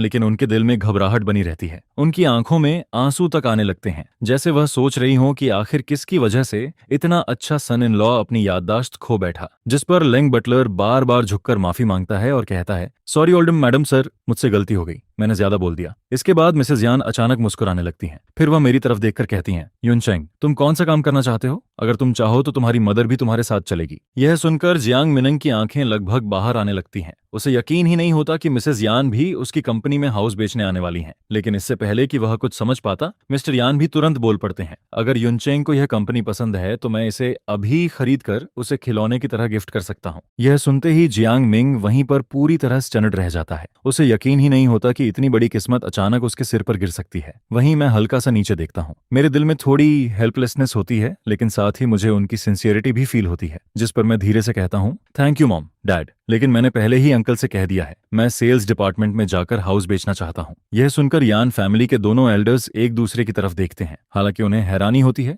लेकिन फिर भी वे ज्यादा इंसाइट नहीं करते हैं। जिस पर मिस्टर यान मेरी तरफ मुड़कर कहते हैं, शिंगयुन सिटी के नीचे जितने भी प्रोजेक्ट्स हैं मैं उन सबका ध्यान रख लूंगा। यह सुनते ही पूरे ऑफिस में सन्नाटा छा जाता है। हर कोई शॉक में पड़ जाता है, यहाँ तक कि मैं भी कुछ देर के लिए स्पीलेस हो जाता हूँ। फिर काफी देर बाद मैं धीरे से कहता हूँ, हम फैमिली हैं, अगर आप इस तरह पैसा खर्च करेंगे तो मुझे अच्छा नहीं लगेगा। मैं काम करने बाहर आया हूँ ताकि मैं पैसे कमा सकूं, दूसरे लोगों के पैसे कमाऊं, आपके नहीं। यह सुनते ही मिस्टर यान अचानक अपना माथा पकड़ लेते हैं और कहते हैं, सही कहा, मेरा पैसा भी तो तुम्हारा ही पैसा है, देखो मैं कितना बड़ा फूल हूँ। लेकिन वह ये कहते जरूर हैं, जिस पर उनकी आंखों से साफ पता चल रहा होता है कि उनके दिमाग में अभी भी कोई दूसरा प्लान चल रहा है। इसके बाद मिस्टर यान तुरंत मुझे और दोनों एल्डर्स को डिनर के लिए इनवाइट कर देते हैं, जिस पर मैं भी मना नहीं करता हूं, क्योंकि मैं सोचता हूं कि मिस्टर यान की आइडेंटिटी का यूज करके जियांग फैमिली को कुछ फायदा पहुंचा दूं और साथ ही अपने लिए भी थोड़ा कॉन्फिडेंस बचा लूं, ताकि फ्यूचर में चाहे कुछ भी हो मैं यहां से अपने दम पर जा सकूं। इसके बाद हम एक हाई एंड रेस्टोरेंट में पहुंचते हैं और बैठ जाते हैं, जिस पर मिस्टर यान हाथ उठाकर एक के बाद एक कई फेमस डिशेज ऑर्डर करने लगते हैं। वहीं वेटर बगल में खड़ा सब कुछ नोट करता रहता है और ऑर्डर पूरा होने के बाद मिस्टर यान मेरी तरफ मीनिंगफुली देखते हैं। फिर वह बटलर को रुऑक्सवे को कॉल करने के लिए कहते हैं और बोलते हैं कि उससे कहो वह किसी के हाथ एक बॉटल फ्रेश जिसके बाद आधे घंटे से भी कम समय में यान रोशो दरवाजे पर दिखाई देती है। वह ब्लैक बिजनेस सूट पहने होती है, उसके होंठ हल्के से ब्लर्ड लग रहे होते हैं और उसके पूरे शरीर से एक अजनबी जैसी कोल्ड फीलिंग आ रही होती है। फिर वह सीधे मेरी तरफ आती है और अपना साफ खूबसूरत हाथ आगे बढ़ाकर मेरे सामने फ्रेश मिल्क की एक बोतल रख देती है। यान रुओशु खुद मिल्क लेकर आई है। यह देखकर मैं थोड़ा सरप्राइज हो जाता हूँ। आखिर सेकंड एल्डर के सामने मैं उसे एम्बैरस नहीं कर सकता था, जिस पर मैं जियांगमो की तरफ देखता हूँ और उसे साइड में सीट खिसकाने का इशारा करता हूँ। 12 लोगों की टेबल पर सिर्फ 8 लोग बैठे होते हैं, इसलिए सीट खाली थी। लेकिन मेरी लेफ्ट साइड में मिस्टर यान बैठे होते हैं और राइट साइड में जियांगमो। अब जब यान र्यूक्स्यू आ गई है तो जियांगमो को ही जगह बदलनी पड़ती है। जियांगमो यान र्यूक्स्यू को पसंद नहीं करती है, लेकिन उसे सेकंड एल्डर के लिए काफी रिस्पेक्ट फील होती है। आखिर वे सच में मेरे लिए कंसर्न रखते हैं, जिस पर वह बिना कुछ बोले उठती है और चेयर साइड में खिसका देती है। फिर यान रोशु धीरे से थैंक्स कहती है, जिस पर मिस्टर यान अचानक खुश हो जाते हैं और मुस्कुराते हुए कहते हैं, युनचेंग, यह फ्रेश मिल्क खास तुम्हारे लिए मंगवाया गया है। ये सुनते ही मैं पूरी तरह शॉक हो जाता हूँ। जिस पर मिस्टर यान आगे कहते हैं, मैंने ही रोशु से कहा था कि वह तुम्हारे लिए मिल्क लेकर आए। फिर वह बताते हैं, 3 साल पहले रोशु ने कहा था कि तुम्हारा हेल्थ ठीक नहीं है और डॉक्टर ने भी कहा था कि तुम्हें प्रॉपर न्यूट्रिशन नहीं मिल रहा, इसलिए उसने यूके से एक गाय मंगवाई थी। फिर हर दिन उसका फ्रेश मिल्क निकाला जाता है, प्रोसेस होता है और विला भेजा जाता है। यह सुनकर मेरा जबड़ा तक शौक से खुला रह जाता है और बगल में बैठी जियांगमो भी हैरान रह जाती है। फिर वह हल्की सी हंसती है और कहती है, यान रोशु छोटी छोटी चीजों में काफी ध्यान देती है, लेकिन एक ऐसी औरत जो किसी एक इंसान के लिए लॉयल नहीं है, उसके केयर करने का क्या फायदा। इससे इंसान और ज्यादा कोल्ड हो जाता है, खासकर जब वह मो युनश्यू के साथ इन्वॉल्व्ड हो। यह सुनकर जियांग मिन भी खुद को रोक नहीं पाता और कहता है, मिस यान सच में अपने हस्बैंड को बहुत ज्यादा चाहती है। लेकिन जैसे ही वह यह कहता है, जियांग मो टेबल के नीचे से अपने अंकल को जोर से पैर मार देती है, जिस पर मुझे मिसेज यान की बात याद आती है। तब से ही मुझे शक होने लगता है कि शायद यान र्यूक्स्यू मेरा बॉडी कंडीशन कर रही थी, सिर्फ इसलिए ताकि मैं मो युनश्यू के लिए एक परफेक्ट ब्लड सोर्स बन सकूं। और शायद उसने मुझसे शादी भी इसलिए की थी क्योंकि वह जानती थी कि मैं उससे बहुत प्यार करता हूं और मैं उसके लिए कुछ भी कर सकता हूं। यह सोचते ही मेरे पूरे शरीर में ठंड सी फील होने लगती है। वहीं दूसरी तरफ यान र्यूक्स्यू पहले ही ग्लव्स पहन चुकी होती है। फिर वह सिर झुकाकर खाना केयरफुली सर्व करने लगती है। हर चीज को वह साफ सुथरे तरीके से हैंडल करती है और सब कुछ बहुत सुंदर लग रहा होता है, जिस पर मैं चुपचाप सेकंड एल्डर की तरफ देखता हूँ। लेकिन मिस्टर यान तो पलक तक नहीं झपकाते हैं और मिसेज यान मुस्कुराकर सिर हिलाती रहती हैं, जैसे उन्हें यान र्यूक्स्यू का यह बिहेवियर बहुत पसंद आ रहा हो। ये फादर इन लॉ और मदर इन लॉ सच में बहुत इरिटेटिंग लग रहे होते हैं, क्योंकि मुझे समझ नहीं आता कि क्या इन्हें पता नहीं है कि यान रोशु ने मुझसे शादी सिर्फ मेरे ब्लड के लिए की थी। जिस पर मैं आंखें छोटी करता हूँ और तय करता हूँ कि मुझे इन्हें टेस्ट करना होगा। उसी समय विदेश में छुट्टियां मना रही मो युनश्यू को एक वीडियो कॉल मिलता है। जैसे ही वह कॉल रिसीव करती है, वह गुस्से से भर जाती है और कहती है, दीदी क्या तुम श्योर हो, तुमसे कोई गलती नहीं हुई। फोन के दूसरी तरफ मो युनश्यू का चेहरा इतना डार्क लग रहा होता है जैसे उस पर पानी टपक रहा हो, जिस पर सामने से जवाब आता है, ये बिल्कुल सच है। मेमोरी लॉस के बाद मो युनश्यू ने हम सबको ब्लॉक कर दिया है। पहले तो मुझे यकीन नहीं हुआ। मैंने उसे वीचैट पर मैसेज भेजा, लेकिन उसने मुझे भी ब्लॉक कर दिया। फिर मॉम, डैड और बाकी फैमिली ने ट्राई किया, लेकिन उसने पूरी फैमिली को ही ब्लॉक कर दिया। यह सुनकर मो युनश्यू का चेहरा और ज्यादा खराब हो जाता है। 3 साल हो गए थे,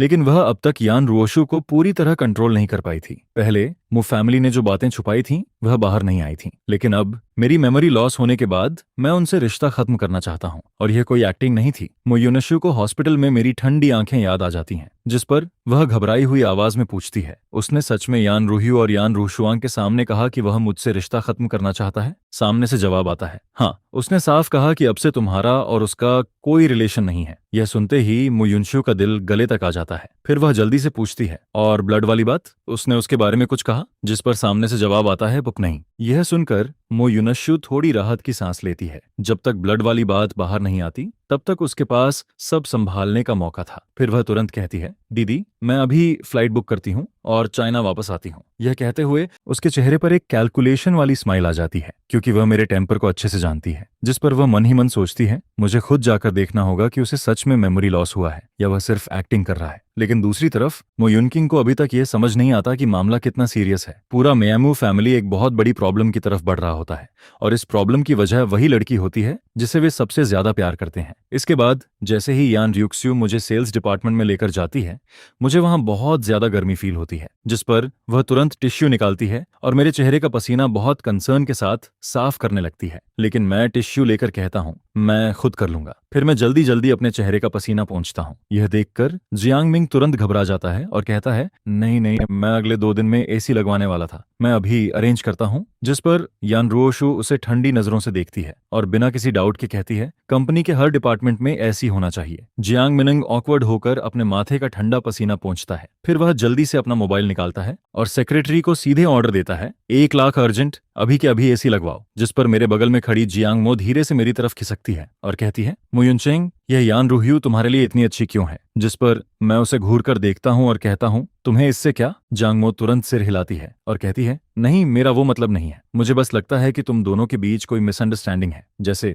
शायद उसे लगा हो कि तुम्हारे दिल में कोई और है, इसलिए वह तुम्हें खुद के पास नहीं आने देती। यह सुनकर मैं मन ही मन ठंडी हंसी हंसता हूँ, कोई मिसअंडरस्टैंडिंग नहीं है। इसके बाद यान र्यूक्स्यू अचानक कहती है मुयुनचेंग कल फिर आएगा। यह कहकर वह जियांग मिंग को वहीं छोड़ देती है और बिना मुझे रिएक्ट करने का मौका दिए मेरा हाथ पकड़कर बाहर ले जाती है। जिस पर जियांग मिनिंग जल्दी से कहता है ठीक है मिस्टर यान, आप आराम से जाइए। वहीं पीछे खड़ी जियांग मो चुपचाप यान र्यूक्स्यू की तरफ देखती रहती है और मन ही मन सोचती है यह औरत तो बिल्कुल नहीं चाहती कि मुझ युनचेंग को जरा सी भी तकलीफ हो। अगले ही पल यान रोशु मुझे बिना कुछ बोले एसी वाली कार में बैठा देती है। फिर वह खुद भी अंदर आती है और दरवाजा लॉक कर देती है। जिस पर मैं गुस्से में कहता हूँ तुमने कल रात क्या प्रॉमिस किया था? तुमने कहा था कि मुझे पूरी फ्रीडम होगी। लेकिन यान र्यूक्स्यू जैसे मेरी बात सुनती ही नहीं है, वह बस कोल्ड आवाज में ड्राइवर को चलने के लिए कहती है। कार के अंदर की ठंडी हवा धीरे धीरे मेरे गुस्से को थोड़ा शांत कर देती है। 1 घंटे बाद कार रुकती है। फिर यान रोशु मेरा हाथ पकड़ती है और मुझे दूसरे विला के अंदर लेकर जाती है। जिस पर मैं उसका हाथ झटक देता हूँ और कहता हूँ मैं खुद चल सकता हूँ, मुझे पकड़ो मत। लिविंग रूम के सोफा पर यान रोशु चुपचाप बैठ जाती है। उसके चेहरे पर वही शांति होती है जो तूफान आने से पहले होती है। फिर वह मुझे देखती है और पूछती है तुम इतनी मुश्किल जगह पर काम करने क्यों गए? यह कहते हुए वह मेरे चेहरे के पास आती है और मेरे गाल के पास की लट हटाने लगती है। पहले शायद मेरा दिल तेज धड़कने लगता, लेकिन अब मुझे सिर्फ इरिटेशन फील होती है। फिर वह धीरे से कहती है मुझे अच्छा नहीं लगता कि तुम इतना हार्ड वर्क करो। यह सुनकर मैं मन ही मन हंसता हूँ। यह औरत सच में अजीब है, उसके मुंह से प्यार वाली बातें इतनी आसानी से निकलती हैं। शायद इसी वजह से मैं पहले उसके झांसे में आ गया था। वह मुझे मैनिपुलेट करना बहुत अच्छे से जानती थी। मैं उसका हाथ हटाता हूँ और ठंडी आवाज में कहता हूँ मैं पैसे कमाना चाहता हूँ। भले ही मैं मिस्टर यान हूँ, लेकिन मैं सिर्फ नाम का हूँ। बाहर वालों को यह नहीं पता। वे मेरे नाम पर हाउस खरीदेंगे, मुझे अच्छा कमीशन मिलेगा। हाउस बेचूंगा, फिर ज्वेलरी बेचूंगा। इस आइडेंटिटी की जितनी वैल्यू है मैं उसका पूरा यूज करूंगा। जिस पर यान र्यूक्स्यू मुझे ध्यान से देखती है और कहती है मेरा सारा पैसा तुम्हारा ही तो है, मेरी सारी बैंक कार्ड्स तुम्हारे पास हैं। मुयुनचेंग, तुम्हें इतनी मेहनत करने की जरूरत ही नहीं है। यह सुनकर मैं कुछ पल के लिए रुक जाता हूँ। फिर मैं उसे देखता हूँ, क्या सच में उसकी सारी बैंक कार्ड्स मेरे पास हैं? मुझे इस बात पर बिल्कुल यकीन नहीं होता। जिस पर मैं तुरंत पूछता हूँ तो फिर हमारा प्रीन्यूप्शियल एग्रीमेंट कहाँ है? उसे निकालो और मुझे दिखाओ। यह सुनते ही उसकी आंखों में एक ठंडी सी चमक आ जाती है। फिर वह धीरे से कहती है कौन सा प्रीन्यूप्शियल एग्रीमेंट? हमारे बीच ऐसा कुछ नहीं है। मैं एकदम कंफ्यूज हो जाता हूँ। अगर ऐसा कुछ नहीं है तो फिर क्या हमने शादी ही नहीं की? लेकिन इंटरनेट पर हमारी शादी के फोटोज और न्यूज मौजूद हैं। इसका मतलब शादी हुई थी। फिर एग्रीमेंट क्यों नहीं था जब तक कि हम लीगली हस्बैंड वाइफ ही ना हो? जिस पर यान रोशु तुरंत अपना फोन निकालती है, फोटो एल्बम खोलती है और मेरे सामने हमारी शादी की फोटोज रख देती है। वे फोटोज शादी से 1 दिन पहले की होती हैं, लेकिन मैं तुरंत अपना चेहरा दूसरी तरफ घुमा लेता हूँ। मैं उन्हें और नहीं देखना चाहता। उन फोटोज में मैं कितना खुश दिख रहा था, कितनी स्वीट स्माइल थी मेरे चेहरे पर। लेकिन अब सोचता हूँ तो दिल में सिर्फ दुख फील होता है। शादी की फोटो में मैं जितना खुश था, वेडिंग नाइट में उतना ही रोया था। मेरा पुराना वाला खुद सच में बहुत बेवकूफ था। फिर यान रोशु धीरे से मेरा हाथ पकड़ती है और बहुत सॉफ्ट आवाज में कहती है मोयुनचेंग, मुझे खुद से दूर मत करो प्लीज, हम हमेशा से एक दूसरे से प्यार करते आए हैं। यह सुनकर मैं ताना मारते हुए मुस्कुराता हूँ और कहता हूँ तो फिर मुयुनशियू का क्या? जिस पर वह तुरंत कहती है हम दोनों के बीच कुछ नहीं है, मैं सिर्फ तुमसे प्यार करती हूँ, तुम्हें मुझ पर भरोसा करना होगा। मुयुनशियू को डिप्रेशन है, उसने कई बार सुसाइड करने की कोशिश की है, इसलिए मुझे उसका ख्याल रखना पड़ता है। यह सुनकर मैं ठंडी आवाज में कहता हूँ दुनिया में और भी बहुत लोग होंगे जिन्हें डिप्रेशन है, क्या तुम सबका ऐसे ही ख्याल रखोगी? मुझे तो बिल्कुल यकीन नहीं है कि उसे डिप्रेशन है। वह इतना सेल्फिश इंसान है कि उसके अंदर गिल्ट या पेन जैसी कोई चीज हो ही नहीं सकती। यह सुनकर यान रोशु कुछ पल के लिए चुप हो जाती है। फिर धीरे से कहती है लेकिन वह तुम्हारा छोटा भाई है। ये शब्द सुनते ही जैसे मेरे दिमाग में कुछ फट जाता है। मेरे सिर में अचानक बहुत तेज दर्द शुरू हो जाता है। मुझे ऐसा फील होता है जैसे मेरा पूरा दिमाग टूट रहा हो। जिस पर मैं दांत भींच कर चिल्लाता हूँ यहाँ से निकल जाओ, अभी निकल जाओ। फिर मैं उसे जोर से धक्का देता हूँ, वह नीचे गिर जाती है और मैं लड़खड़ाते हुए ऊपर भाग जाता हूँ। मुयुनचेंग यान रोशु कुछ सेकंड के लिए शॉक में रह जाती है, फिर वह जल्दी से मेरे पीछे भागती है, लेकिन तब तक मैं रूम का दरवाजा अंदर से लॉक कर चुका होता हूँ। वह हार नहीं मानती। फिर वह बालकनी से अंदर आने की कोशिश करती है, लेकिन उसे पता चलता है कि बालकनी की विंडो भी मैंने लॉक कर दी है, जिस पर यान र्यूशु बालकनी में खड़ी रह जाती है। उसकी आंखों में हेल्पलेसनेस साफ दिखाई दे रही होती है। उसे पता होता है कि मैं मुयुनशु से नफरत करता हूँ, और सच कहें तो वह खुद भी उससे परेशान है, लेकिन वह कुछ कर भी नहीं सकती। इसके बाद मैं 1 घंटे तक बाथटब में पड़ा रहता हूँ, जब तक मेरी स्किन पर झुर्रियां नहीं पड़ जाती और मेरे शरीर में जो दर्द हो रहा होता है वह थोड़ा कम नहीं हो जाता। फिर धीरे धीरे मेरा मूड शांत होता है, जिस पर मैं उठता हूँ, अपना शरीर सुखाता हूँ और पजामास पहनकर बाथरूम से बाहर आता हूँ। लेकिन मास्टर बेडरूम की बालकनी के पर्दे लगातार हिल रहे होते हैं। मुझे बिल्कुल आइडिया नहीं होता कि यान रोशु अभी तक बाहर खड़ी है। फिर मैं बेड पर जाकर लेट जाता हूँ और अपना फोन उठा लेता हूँ। फिर मैं अपना फोन उठाता हूँ और देखता हूँ कि अभी सिर्फ दोपहर के 3 बजे हैं, जिस पर मुझे फोन में कई वीचैट ट्रांसफर दिखाई देते हैं। ये सारे मिस्टर यान ने भेजे होते हैं। पहले खाना खाते समय मिस्टर यान ने मुझे दोबारा वीचैट पर ऐड कराया था। वह 65 साल के हैं।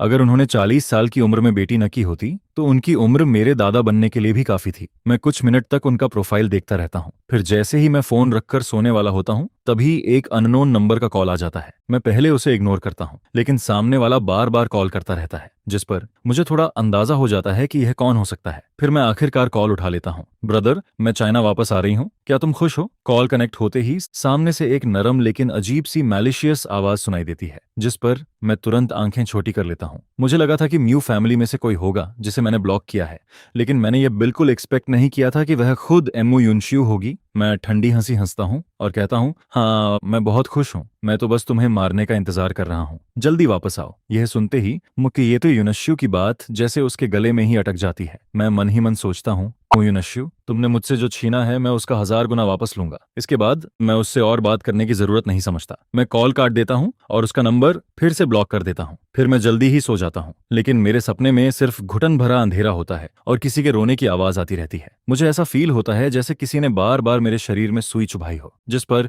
मैं दर्द से सिकुड़कर बेड पर गोल होकर लेट जाता हूँ। और फिर सपने के आखिर में मुझे एक बहुत तेज टक्कर महसूस होती है। उसके बाद कोई घुटी हुई आवाज में एक नाम पुकारता है, मो युनशियू। मो युनशियू कौन है? कौन मुझे यह नाम लेकर बुला रहा है? वहीं बालकनी के बाहर खड़ी यान रोशु मेरी दर्द भरी चीख सुन लेती है, जिस पर वह एकदम घबरा जाती है। फिर वह बिना सोचे ग्लास विंडो को जोर से धक्का देती है और अंदर आ जाती है। फिर वह जल्दी से बेड तक आती है और मुझे कसकर अपनी बाहों में पकड़ लेती है। डरो मत, मैं यहीं हूँ। उसकी बॉडी की वार्मथ मुझे नाइटमेयर से बाहर खींच लाती है। मैं अभी भी थोड़ा कंफ्यूज्ड होता हूँ। कुछ देर तक मुझे समझ ही नहीं आता कि अभी क्या हुआ, क्योंकि यह सपना नहीं लग रहा था। ऐसा लग रहा था जैसे मैंने सच में यह सब झेला हो, नहीं तो मेरे शरीर में इतनी दर्द वाली रिएक्शन क्यों होती। सच कहूं तो मुझे पहले भी कभी कभी लगता था कि शायद मैं किसी पैरेलल वर्ल्ड में आ गया हूं, नहीं तो मुझे म्यू फैमिली और यान फैमिली के बारे में कुछ भी याद क्यों नहीं है। लेकिन जब यान रियुक्स्यू और मू फैमिली मेरे सामने आए, तब मुझे समझ आ गया कि मैं कहीं और नहीं आया हूं, मैं वही मो युनचेंग हूं। क्योंकि भले ही मुझे कुछ याद ना हो, लेकिन मेरी हड्डियों में बसी हुई नफरत बिल्कुल रियल है। कभी कभी मुझे यह भी लगता है कि शायद मेरे अंदर वायलेंट टेंडेंसीज हैं, और आज के नाइटमेयर ने मेरे इस शक को और बढ़ा दिया है।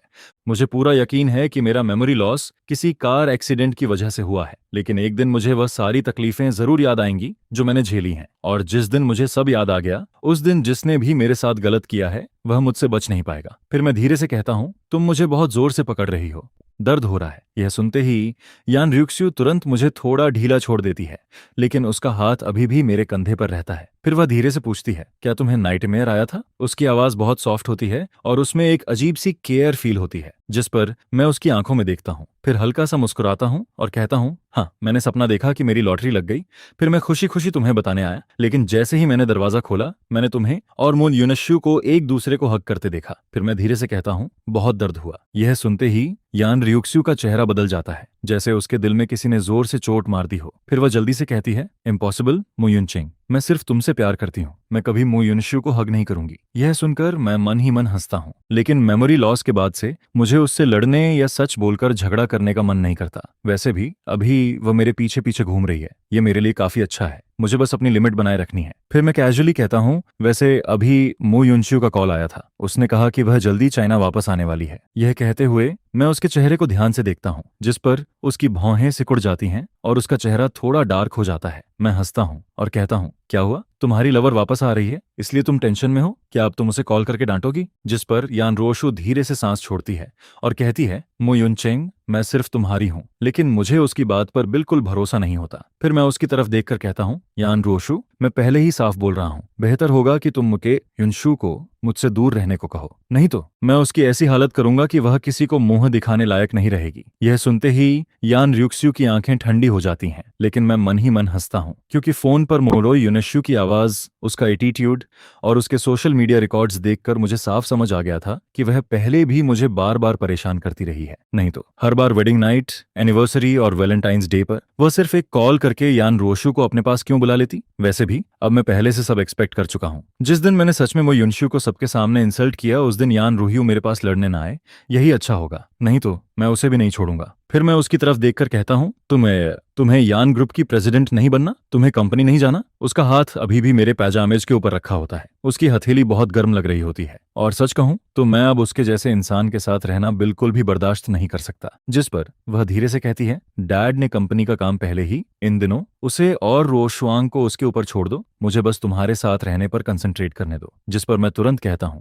मुझे तुम्हारे साथ रहने की जरूरत नहीं है। यह कहते ही मेरा चेहरा इंस्टेंटली डार्क हो जाता है, क्योंकि रात में उसका मुझे पकड़कर सोना ही पहले से इनफ इरिटेटिंग था, और फिर दिन में भी वो किसी घोस्ट की तरह मेरे पीछे पीछे घूमती रहती है। जिस पर यान रोशु बिल्कुल भी गुस्सा नहीं होती है, उसके चेहरे पर जरा सा भी टेम्पर नहीं आता है, और फिर वो धीरे से कहती है, मैं बस तुम्हारे साथ रहना चाहती हूँ। ये सुनकर मुझे फिर से ऐसा फील होता है जैसे मैंने कॉटन पर पंच मारा हो, लेकिन फिर मुझे उसका कल वाला एग्रीमेंट याद आता है, जिस पर मैं एक गहरी सांस लेता हूँ। इसके बाद मैं डिसाइड करता हूँ कि मुझे उससे प्रॉपर्ली बात करनी चाहिए। आखिर हम एक फेमस प्लास्टिक कपल थे और पिछले 3 सालों से ऐसे ही रह रहे थे। अब मैं उन सारी अनहैप्पी बातों को भूलना चाहता हूँ और बस अपनी खुद की लाइफ जीना चाहता हूँ। जिस पर मैं उससे कहता हूँ, तुमने कल मुझसे प्रॉमिस किया था, लेकिन अब फिर से ऐसे मुझे परेशान कर रही हो। अगर तुम ऐसे ही मेरे पीछे घूमती रहोगी तो मुझे फ्रीडम कैसे मिलेगी? यान रोशु, तुम वैसे भी यानशी ग्रुप की प्रेसिडेंट हो, तुम्हें थोड़ा रीजनेबल होना चाहिए। यह सुनकर वो अपना सिर नीचे कर लेती है और काफी देर तक चुप रहती है, जिस पर मुझे बिल्कुल समझ नहीं आता कि वो क्या सोच रही है। लेकिन मैं उसकी इस एबनॉर्मेलिटी को इग्नोर कर देता हूँ और फिर सीधे उससे साफ साफ बात करता हूँ, मुझे तुम्हारी कोई याद नहीं है। मैं ऐसी वाइफ को एक्सेप्ट नहीं कर सकता जो मुझे पसंद ही नहीं करती हो,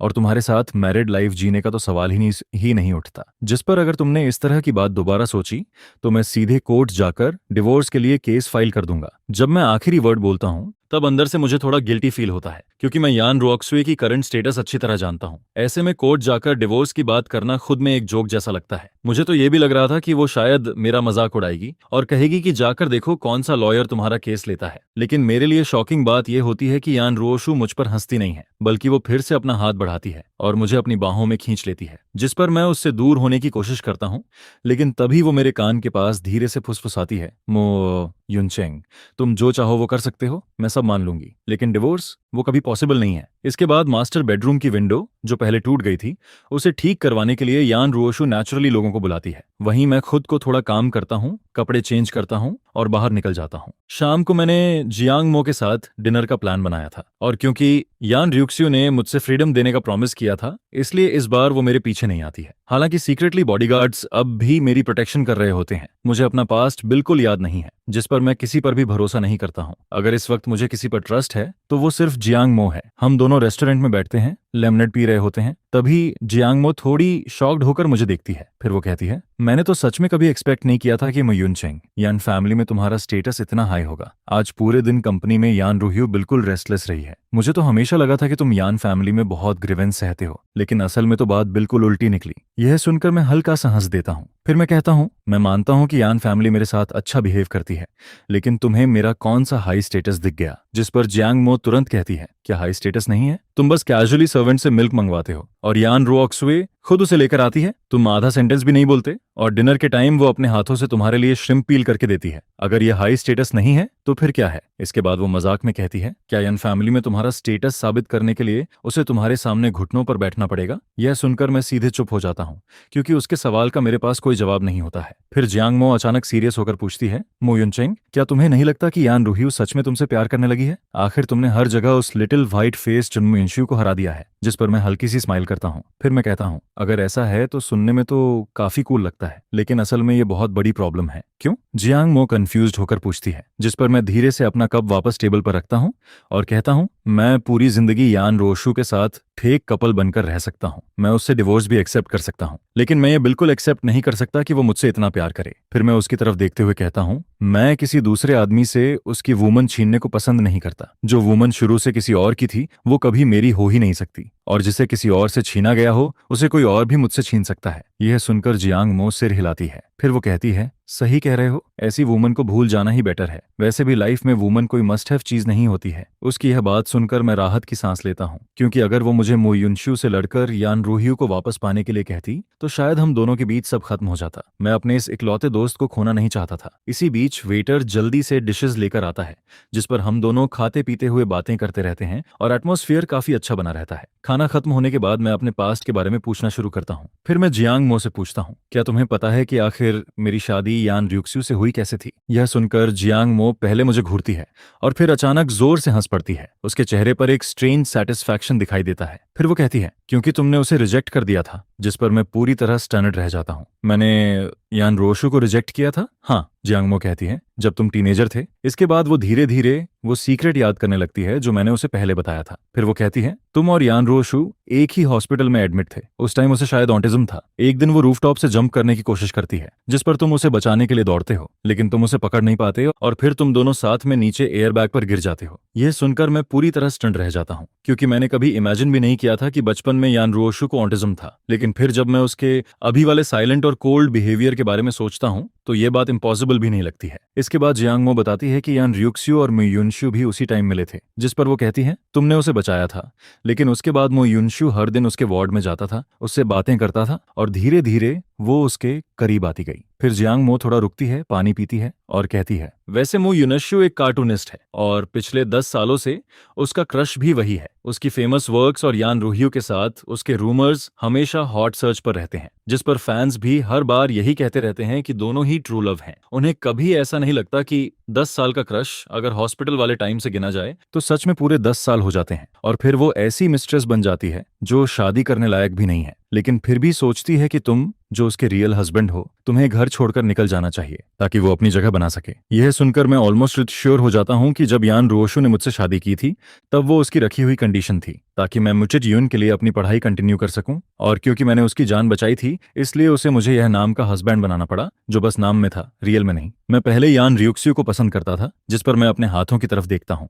मेरी उंगलियां इतनी साफ थीं जैसे मैंने कभी कोई काम ही नहीं किया हो। फिर मैं धीरे से पूछता हूँ, कुछ भी हो यान फैमिली में मेरी मटेरियल लाइफ तो डेफिनेटली खराब नहीं रही होगी, है ना? जिस पर जियांग मो सिर हिलाती है और कहती है, हाँ, मेंटल स्टेट को छोड़कर बाकी सब काफी अच्छा था। तुम्हारा शरीर भी बहुत अच्छे से मेंटेन था। पहली नजर में ही लगता था कि तुम्हें बहुत पैम्पर किया गया है और तुम्हें किसी बात की टेंशन नहीं थी। ऐसा भी लगता था कि तुमने कभी काम नहीं किया। फिर वो हल्का सा मुस्कुराती है और कहती है, वैसे मुझे भी तुम्हारी शादी वाले दिन ही पता चला था। हम दोनों 12 साल से क्लासमेट्स थे और फिर तुम्हारे 20वें बर्थडे से एक दिन पहले तुम अचानक मुझे बताते हो कि तुम्हारी शादी होने वाली है। उस टाइम मैं इतनी शॉक्ड थी जैसे किसी ने मुझे सीधे क्रिटिसाइज कर दिया हो। उसकी बात सुनकर मैं सीधा हंस पड़ता हूँ। अगर मैं पहले खुश नहीं था तो उसने मुझे डेफिनेटली बहुत हंसाया था। जिस पर वो मुझे घूरते हुए कहती है, तुम्हें पता भी नहीं है कि तुम किस बात पर हंस रहे हो। मुझे आज भी याद है उस टाइम मेरा दिल कितना टूटा था। मैं इतनी गुस्सा थी कि ऑलमोस्ट पागल हो गई थी, लेकिन तुम बड़े आराम से मुझे ही समझाने लग गए। फिर वो मेरी तरफ देखकर कहती है, तुमने मुझसे कहा था कि मो फैमिली की कुछ बातें ऐसी हैं जो तुम मुझे नहीं बता सकते, और तुमने ये भी कहा था कि तुमने कभी सोचा ही नहीं था कि तुम उस इंसान से शादी कर पाओगे जिसे तुम पसंद करते हो, क्योंकि वो तुम्हारे लिए आसमान के चांद जैसी थी जिसे कोई छू नहीं सकता। जिस पर वो एक लंबी सांस लेती है और फिर कहती है, और फिर मैंने बिना सेल्फ रिस्पेक्ट के तुम्हें माफ कर दिया। उसी रात हम दोनों एक ही बेड पर बैठे रहे और पूरी रात बातें करते रहे। लंबी बातों के बाद उसे फाइनली समझ आया कि जिससे मेरी शादी होने वाली थी वो सच में आसमान का चांद थी, यान रोशु, जो हमारे स्कूल की फेमस सीनियर थी। इसके बाद जियांग मो कुछ देर के लिए रुकती है, पानी पीती है और फिर मेरे पास्ट के बारे में बताना कंटिन्यू करती है, क्योंकि मुझे अब कुछ भी याद नहीं है और वो नहीं चाहती थी कि कोई मुझे झूठ बोलकर मैनिपुलेट करे, खासकर वो फैमिली जिसने कभी मेरे साथ अच्छा बिहेव नहीं किया था। उसके बाद मैं उसे उसके घर छोड़ता हूँ और फिर ड्राइवर से विला वापस चलने के लिए कहता हूँ। रास्ते में मेरी नजर पैसेंजर सीट के पास बैठे बॉडीगार्ड के चेहरे पर जाती है। वो कुछ सेकंड्स तक बिल्कुल चुप बैठी रहती है। फिर मुझे याद आता है कि वो पूरे टाइम रेस्टोरेंट के बाहर मोबाइल चला रही थी। उस टाइम मुझे लगा था कि उसने हमारी बातें नहीं सुनी होंगी, लेकिन अब मुझे समझ आता है कि वो शायद मेरी सारी बातें यान रोशु को बता रही थी। जब मैं विला पहुंचता हूँ तब मैं ऊपर जाकर शॉवर लेने वाला होता हूँ, लेकिन तभी मैं देखता हूँ कि मिस्टर यान और यान रोशु दोनों लिविंग रूम में बैठे हुए हैं। जिस पर मैं उनके पास जाता हूँ और ऐसा नहीं है, और तभी यान रोशु मेरा हाथ पकड़कर मुझे अपने पास बैठा लेती है। फिर वो धीरे से पूछती है, तुम थक गए हो क्या? इसके बाद मिस्टर यान मुस्कुराते हुए कहते हैं, रुओशु की मसाज स्किल बहुत अच्छी है। वो क्लियरली अपनी आइसबर्ग जैसी बेटी को प्रमोट कर रहे होते हैं। जिस पर मैं हल्का सा मुस्कुराकर कहता हूँ, नहीं डैड, मैं टायर्ड नहीं हूँ, मैं बस अपने फ्रेंड के साथ डिनर करके आया हूँ। फिर मिस्टर यान तुरंत कहते हैं, रुओशु जाओ, यूनचेंग के लिए बाथ वाटर रेडी करो। ये सुनकर मुझे इंस्टेंटली समझ आ जाता है कि वो मुझसे अकेले में बात करना चाहते हैं। वो नहीं चाहते कि यान रियुक्सु यहाँ बैठी रहे। जिस पर यान रुओशु बिना कुछ बोले ओबीडियंटली ऊपर चली जाती है और मेरे लिए पानी तैयार करने लगती है। फिर मिस्टर यान मेरी तरफ देखते हैं, जैसे उन्हें पता हो कि मैं क्या सोच रहा हूँ या आता समझ रहा हूँ। वो धीरे से सांस लेते हैं और कहते हैं, जब बात तुम्हारे लिए अच्छी चीजों की आती है तभी वो मेरी बात मानती है, वरना वो मेरी भी नहीं सुनती। यह सुनकर मैं थोड़ा कंफ्यूज्ड हो जाता हूँ, लेकिन फिर भी मैं इस बारे में ज्यादा नहीं सोचता। फिर वो मेरी तरफ देखकर कहते हैं, यूनचेंग, डैड कुछ टाइम के लिए यहाँ रहना चाहता है, तुम्हें बुरा तो नहीं लगेगा? यह सुनकर मैं तुरंत होश में आता हूँ और सिर हिलाकर कहता हूँ, ऐसा कैसे हो सकता है डैड, आप जितने दिन चाहें यहाँ रह सकते हैं। जियांग मो ने मुझे बताया था कि यान रियुक्स्यू से शादी होने के बाद वो यान फैमिली का पुराना घर छोड़कर इस लेक व्यू विला में अकेली रहने लगी थी। इसलिए मुझे समझ नहीं आता कि अचानक मिस्टर यान यहाँ क्यों रहना चाहते हैं। जिस पर वो मेरी तरफ ऐसे देखते हैं जैसे उन्हें मुझ पर बहुत तरस आ रहा हो। शायद उन्हें मैंने लगता है कि मैं अभी भी वही समझदार यूनचेंग हूँ जो कभी उनसे दूर नहीं होगा। फिर वो धीरे से कहते हैं, यूनचेंग, डैड जानता है कि तुम्हारे साथ बहुत बड़ा अन्याय हुआ है। रुओक्सु इमोशंस के मामले में हमेशा कंफ्यूज्ड रही है। ये कहते हुए वो अपने हाथ से एक डॉक्यूमेंट निकालते हैं और मेरी तरफ बढ़ा देते हैं। फिर वो धीरे से कहते हैं, हालांकि रुओशु कहती है कि उसका सारा पैसा तुम्हारे पास है, इसलिए तुम्हें शायद पैसों की जरूरत नहीं होगी, लेकिन यह तुम्हारी माँ और मेरी तरफ से अपॉलॉजी है। जिस पर मैं नीचे देखता हूँ और पता चलता है कि वो यान ग्रुप के 5% शेयर्स का गिफ्ट लेटर है। मैं तुरंत उसे कॉफी टेबल पर रख देता हूँ और सिर हिलाकर मना कर देता हूँ। फिर मैं कहता हूँ, मैं आपकी और मॉम की फीलिंग्स समझता हूँ, लेकिन मैं ये शेयर्स नहीं ले सकता। मैंने यान ग्रुप के लिए कुछ भी नहीं किया है और वैसे भी हम दोनों के बीच सब कुछ ठीक नहीं है, हमारे बच्चे भी नहीं होंगे, फिर मुझे ये शेयर्स क्यों चाहिए? इसके बाद मैं धीरे से कहता हूँ, और अगर फ्यूचर में हमारा डिवोर्स हो गया तो ये शेयर्स चीजों को और कॉम्प्लिकेटेड बना देंगे। ये सुनकर मिस्टर यान कुछ बोलना चाहते हैं लेकिन फिर रुक जाते हैं। फिर वो मेरी तरफ देखते हैं जैसे वो कुछ सोच रहे हों।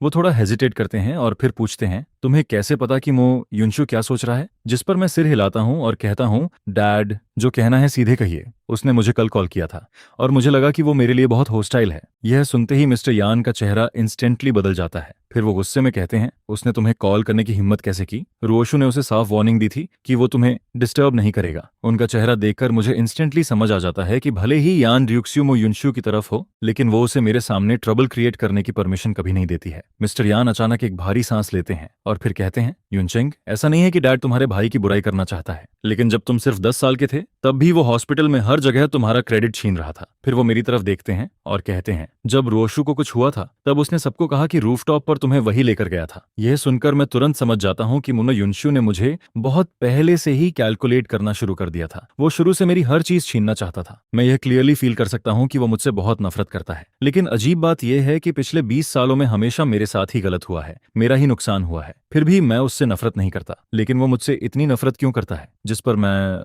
मिस्टर यान की तरफ देखकर कहता हूँ, डैड, मुझे बताइए, मैं मो युनशु और यान रूहियू पहली बार कैसे मिले थे? मुझे कुछ भी याद नहीं है। जियांग मो को भी बस थोड़ा बहुत पता है, लेकिन उसे पूरी बात नहीं पता। जिस पर मिस्टर यान धीरे से सिर हिलाते हैं और कहते हैं, ठीक है, पहले इधर आओ और chicken soup P low. Dad तुम्हें धीरे धीरे सब बताता है। इसके बाद वो मुझे डाइनिंग टेबल तक लेकर जाते हैं और थर्मोस खोलकर चिकन सूप निकालते हैं। फिर वो मुस्कुराकर कहते हैं, ये ओल्ड हाउस में बना है, खास तुम्हारे लिए लाया हूँ। तुम्हें हमेशा से डैड के हाथ का चिकन सूप सबसे ज्यादा पसंद था। यह सुनकर मेरा दिल एक पल के लिए रुक जाता है। मैं अपने फादर इन लॉ के हाथ का चिकन सूप देखता हूँ और कुछ बोल नहीं पाता। फिर मिस्टर यान हंसते हुए कहते हैं, अगर ये बाउल ऑफ चिकन सूप नहीं होता तो रोशु मुझे तुम्हें देखने भी नहीं देती। मैं बस चुपचाप बैठा रहता हूँ क्योंकि मुझे पता है मैं यान रोशु के दिल में नहीं हूँ। वहां हमेशा मो युनशु ही था, लेकिन फिर भी मैं एक 60 साल के आदमी से क्या आर्ग्यू करता? जिस पर मैं चुपचाप बैठ जाता हूँ, उनकी बातें सुनता हूँ और छोटे छोटे सिप लेकर चिकन सूप पीता रहता हूँ। 2 बाउल चिकन सूप के बाद मुझे फाइनली समझ आता है कि हम तीनों पहली बार हॉस्पिटल में कैसे मिले थे।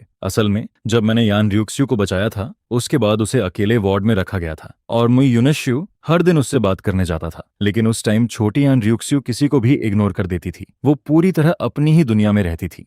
जिस पर चाहे मो युनशु पूरे 1 हफ्ते तक उसके साथ रहा, फिर भी दोनों दोस्त नहीं बने। फिर जूनियर हाई स्कूल में यान रियुक्स्यू हमारे ही स्कूल में आ गई। लेकिन उस टाइम स्कूल में किसी को ये नहीं पता था कि वो मिस्टर यान की बेटी है। मैं ये सब सोच ही रहा होता हूँ, तभी मिस्टर यान मुझे एक गर्म टॉवल देते हैं, जिस पर मैं थोड़ा कंफ्यूज हो जाता हूँ। तभी मिसेस यान अचानक मुस्कुराने लगती हैं और कहती हैं, हमारी तीनों बेटियों में रुओशुआ सबसे कम मांगने वाली थी और उसे कभी किसी चीज का लालच भी नहीं था। फिर वो कहती हैं, हमें तो लगा था कि रुओशुआंग या रुओयू सबसे पहले अपने बॉयफ्रेंड को घर लेकर आएंगी, लेकिन किसने सोचा था कि रुओशु, जो अभी अभी 20 साल की हुई थी, वो अचानक ओल्ड हाउस आकर कहेगी कि उसे शादी करनी है। यह सुनकर मुझे 3 साल पहले वाला फैसला याद आता है जब मेरी और रुओशु की शादी हुई थी, जिस पर मिसेस यान अब भी खुश होकर कहती हैं, उस दिन जब तुम दोनों खाना खाकर गए थे तब मैं और तुम्हारे डैड बहुत देर तक खुश होते रहे थे। मैं ऊपर से ऐसे दिखाता हूँ जैसे मैं कैजुअली बातें सुन रहा हूँ, लेकिन असल में मैं लगातार मिसेस यान के एक्सप्रेशन को देख रहा होता हूँ।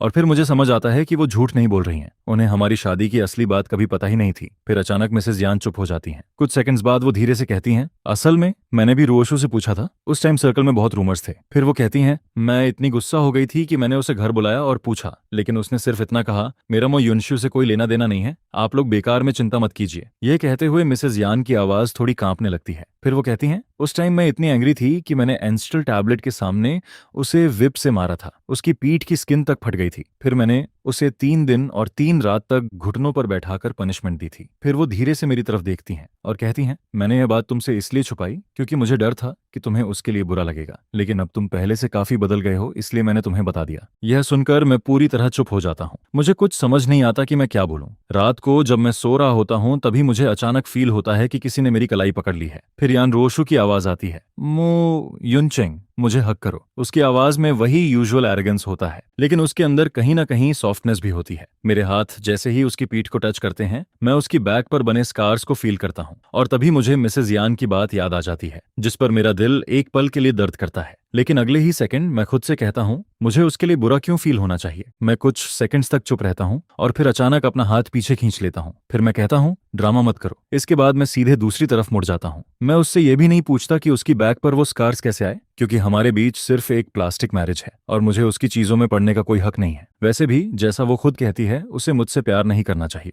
वरना उसका एंड बहुत बुरा होगा। यह सोचकर मैं ऑलमोस्ट हंस पड़ता हूँ। कोर्ट, डिवोर्स, अगर मैं पिछले 3 सालों की हर बात याद रखने की कोशिश करता तो शायद मैं उसका वो सीक्रेट वेबो अकाउंट उसके मुंह पर फेंक देता और उसे दिखाता कि पहले वो मेरे साथ कितना अनफेयर थी। मैंने सुना था कि हमारी तीसरी वेडिंग एनिवर्सरी पर वो मो युनशु के साथ बाहर चली गई थी और उसी दिन मैं हॉट सर्च देखकर इतना टूट गया था कि मैं कार लेकर बाहर निकल गया। लेकिन रास्ते में एक्सीडेंट हुआ, कार में आग लग गई और फिर सब कुछ बदल गया। जिस पर मैं उसकी तरफ देखकर ठंडे स्वर में कहता हूँ, तुम्हें खुश होना चाहिए कि मैंने सिर्फ अपनी याददाश्त खोई है। अगर मैं मर गया होता तो शायद तुम्हारे लिए आसान होता। यह सुनते ही यान रुओशु का पूरा शरीर फ्रीज हो जाता है। वो एक वर्ड भी नहीं बोल पाती। मेरी बात सुनकर उसका चेहरा सफेद पड़ जाता है, जैसे उसकी पूरी सोल फट गई हो। फिर मैं उसकी तरफ देखता हूँ और धीरे से कहता हूँ, यान रोशु, ये मत सोचना कि सिर्फ तुम्हारे डैड के यहाँ आ जाने से हमारे बीच कुछ बदल जाएगा। तुम्हारे डैड हैं और तुम हो। इसके बाद मैं उसे साफ वार्निंग देता हूँ, हमारे बीच जो एग्रीमेंट हुआ था तुम हमेशा उसे फॉलो करोगी, वरना मुझे सीधा डिवोर्स के लिए केस फाइल करने में कोई प्रॉब्लम नहीं होगी।